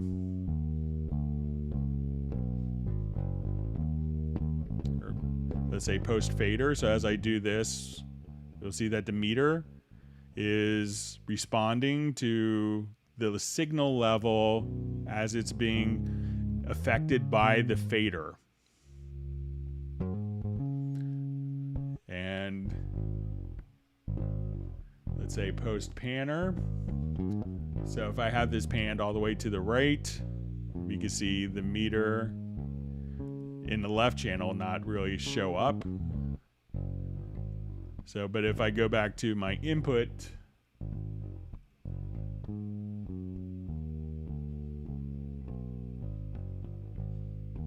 you see that the input, because the track, it's only showing the input and it's not being affected by the panning of the meter. So that's when you would switch between the different metering types. So I know a lot of people may start off the mix with set to input, and then kind of as they build the mix, may switch over to like post fader. But they may start the input so they know what the gain structure is of the audio file before they start mixing, and then gradually they'll kind of in the middle, when they start building levels, at that point they'll switch to like post panner or post fader usually.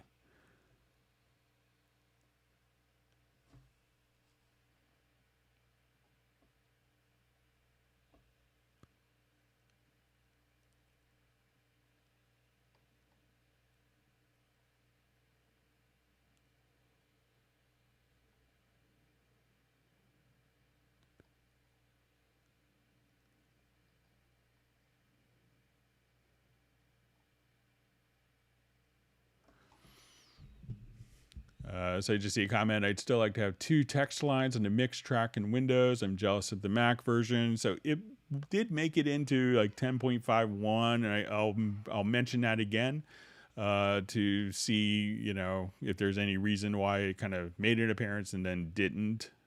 But I'll kind of mention it again to the teams.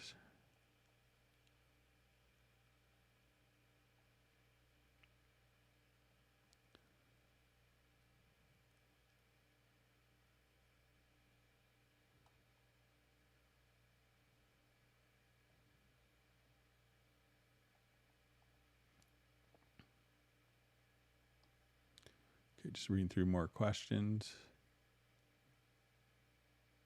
You see Pablo is proud that his name is under macro in my laptop, so I'm sure I made a macro answering a question one time a long time ago.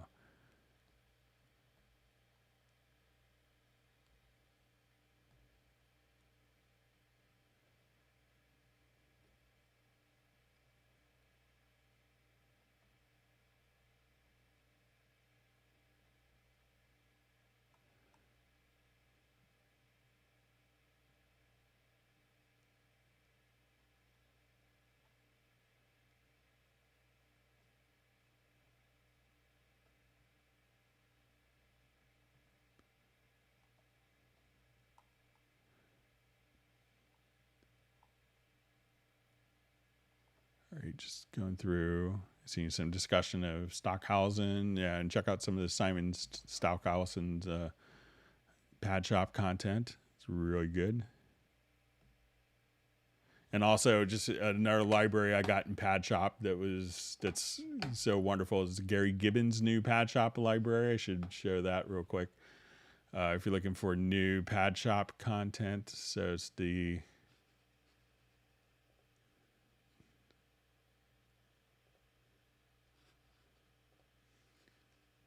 Doomstrophic. So if you want to get like really kind of like in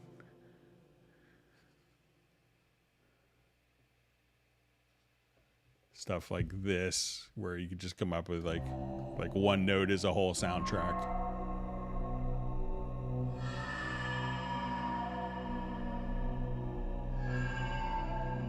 It's all just one note.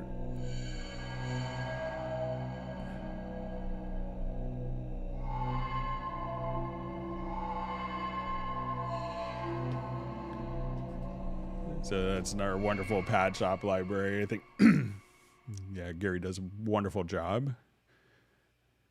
All right, let's see. All right, so I think we're just about out of time. I want to thank everyone for a wonderful live stream. And we will be doing it again on Tuesday, starting at 1 p.m. U.S. Eastern Time. If you have questions that you want to submit in advance, send it to clubcubase@steinberg.de. Everyone, please stay safe and healthy and have a wonderful weekend, and we'll see everyone on Tuesday. Take care.